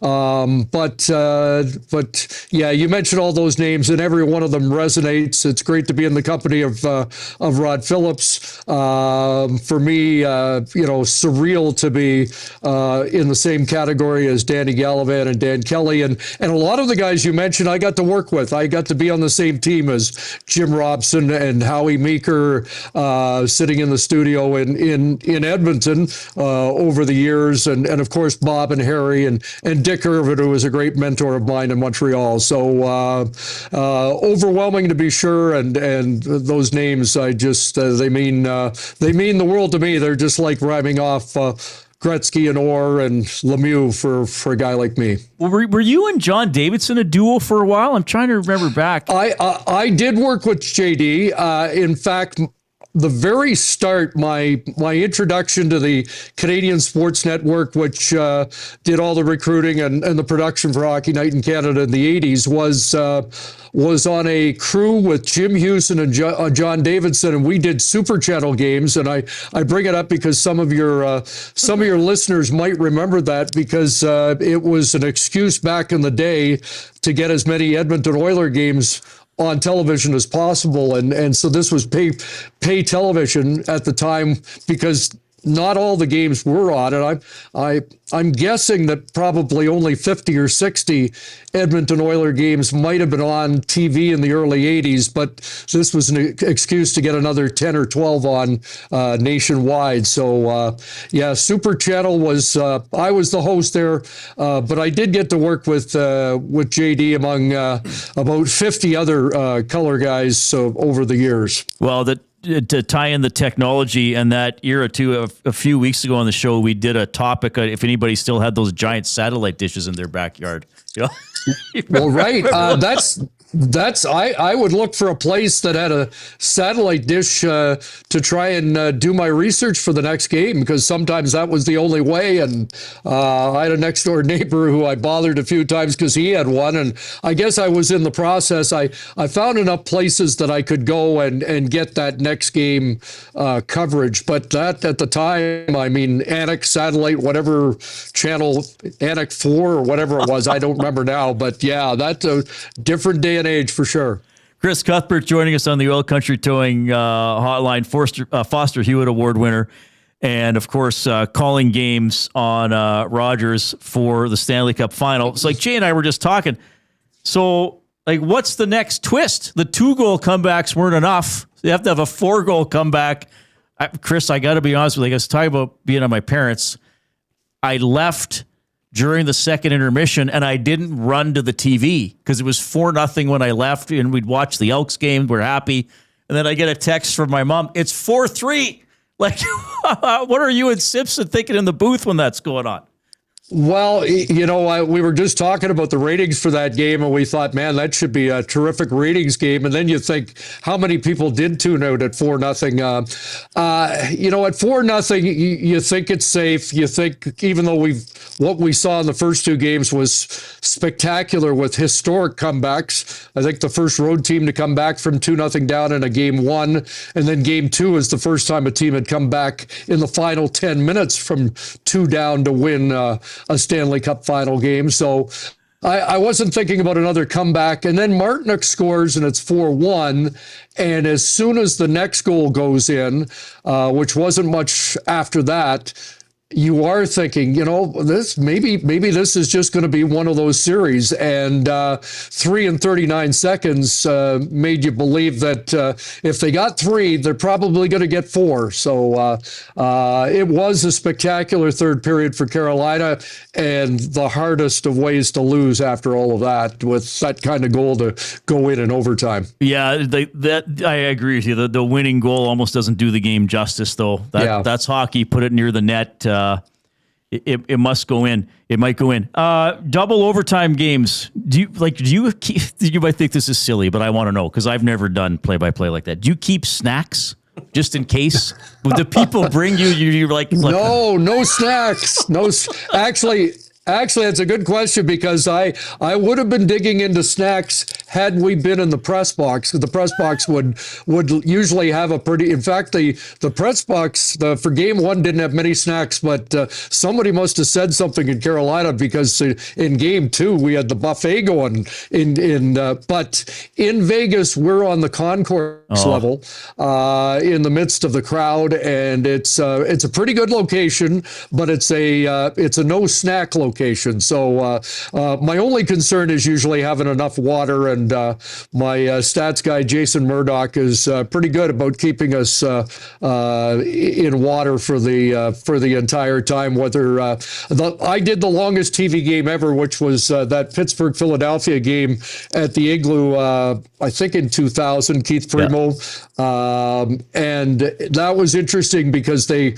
had pizza in the press box, and that disappeared, I think, at the end of the first period. But by the end of the second or third overtime period, they were out of water too, and that became a grind. You're going into the fifth overtime, and now you're rationing your water. So that was an unforgettable night, and one of the career highlights for sure. We always love your stories and taking us behind the scenes. So I'll end with that, because you popped something into my head. You mentioned your stats guy. When I was going to Nate, I think ESPN gave me $20 a couple times to do stats. I don't remember who the color guy, Brian Engblom, might have been there doing color. Yeah, I can't remember. And you're told like the way the play-by-play guy wanted. He cut up all these little papers, and he's like, if something happened, write it down. So I'd be like, Dallas, 4 minutes without a shot. How do you work with your stats guy? What information do you want from him? Well, it's the same idea. If there's an extended period without shots, you want to know. He's very good at anticipating things. So, when Marner scores 3 in 6-10 or whatever it was, within a minute or two, that's the fastest hat trick in Stanley Cup Final history. So we've done it for a long time. I should mention, Bob Stauffer used to do it.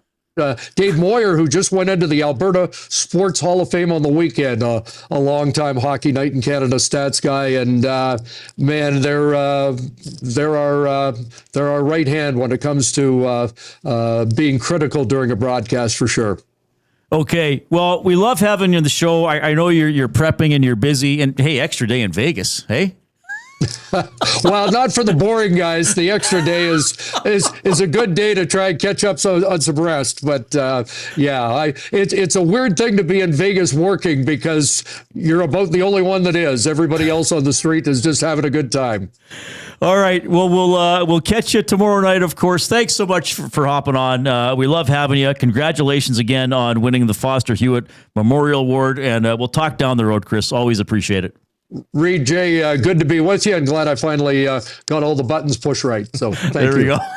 Chris Cuthbert checking in from Vegas. Great guy, great broadcaster, box pounder, putting in the nasty chat. Chris Cuthbert is a national treasure. He would probably, Chris himself would deflect that, but I think that's very well said.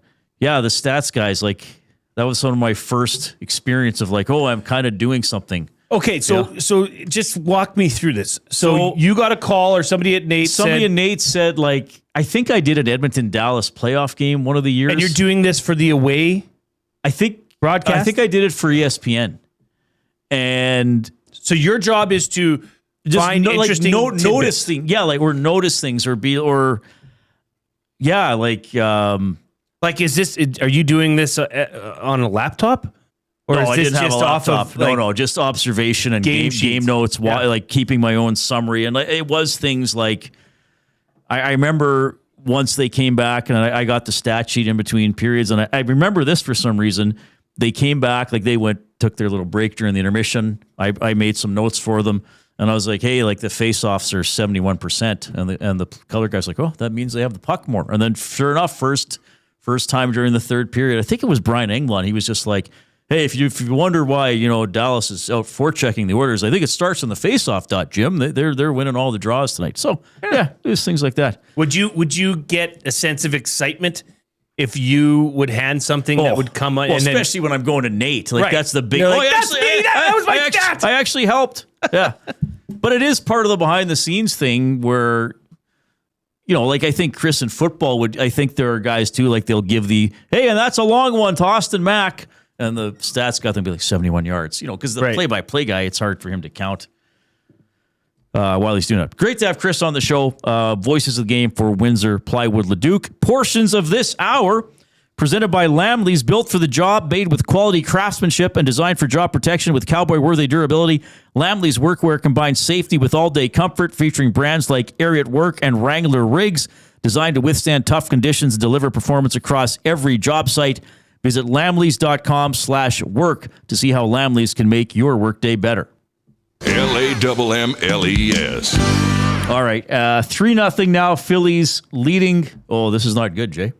Did you see the situation? 3-0 Phillies, top of the third, and the Phillies have one out and the bases loaded.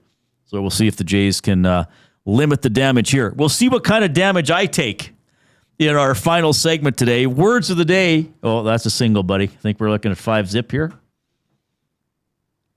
Nope, they held the guy at third. 4-0 Phillies.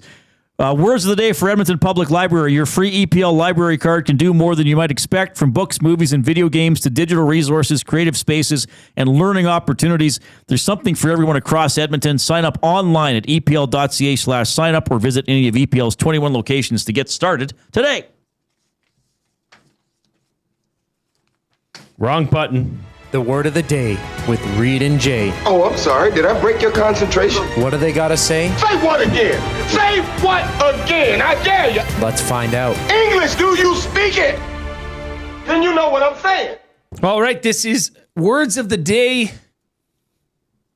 A Abutsky edition, number 32. Traditionally, you do fairly well with the Abutsky editions. Okay. Do I? I'm expecting... I'm expecting over 50%. Okay? So 2 out of 4 or higher. First word of the day for Edmonton Public Library. Clavichord. Oh, clavichord. Clavichord. Well, I think you can see what I'm debating here. I think I'll go with this. Clavichord. CLAVICHORD. Okay, my second. Okay, and I actually think this is a type of instrument, but I'm not sure what. So I'll get a half point for identifying the instrument. Sure. What kind of instrument is it? Is it kind of like a small organ? Hey, Jason Bill. Is that a small organ in your pocket, or you just happen to see it? Sorry. No, that's okay. Chet, what are you doing here? Chet, get out. Get out of here. Leave. Scram. I got it? Well, I think you deserve it. It's an early keyboard instrument in which the strings are hit by pieces of metal when the keys are pressed. I mean... I'm kind of in the general... You're there, man. Yeah, I'm as much in the ballpark as the Jays are tonight, losing 5-0 in the third. I'm going to give you 0.9. Fair enough. 1.9 out of 2. 1.9 out of 2. Not bad. Okay, second word of the day. A specific pronunciation guide here from Abutsky. Empirical. Empirical? Mm-hmm. Oh, I think it's this. IMPERICAL. What was your other way? IMPERICLE. It's EM. Oh. PIRIC. Empirical. Yes. Empirical. Oh, that's embarrassing. Empirical. So it's this way. It's this. EMPIRICAL. Oh, I mixed. Okay. I had the vowels all over the place. I believe this is sort of like proven or substantive evidence. Like.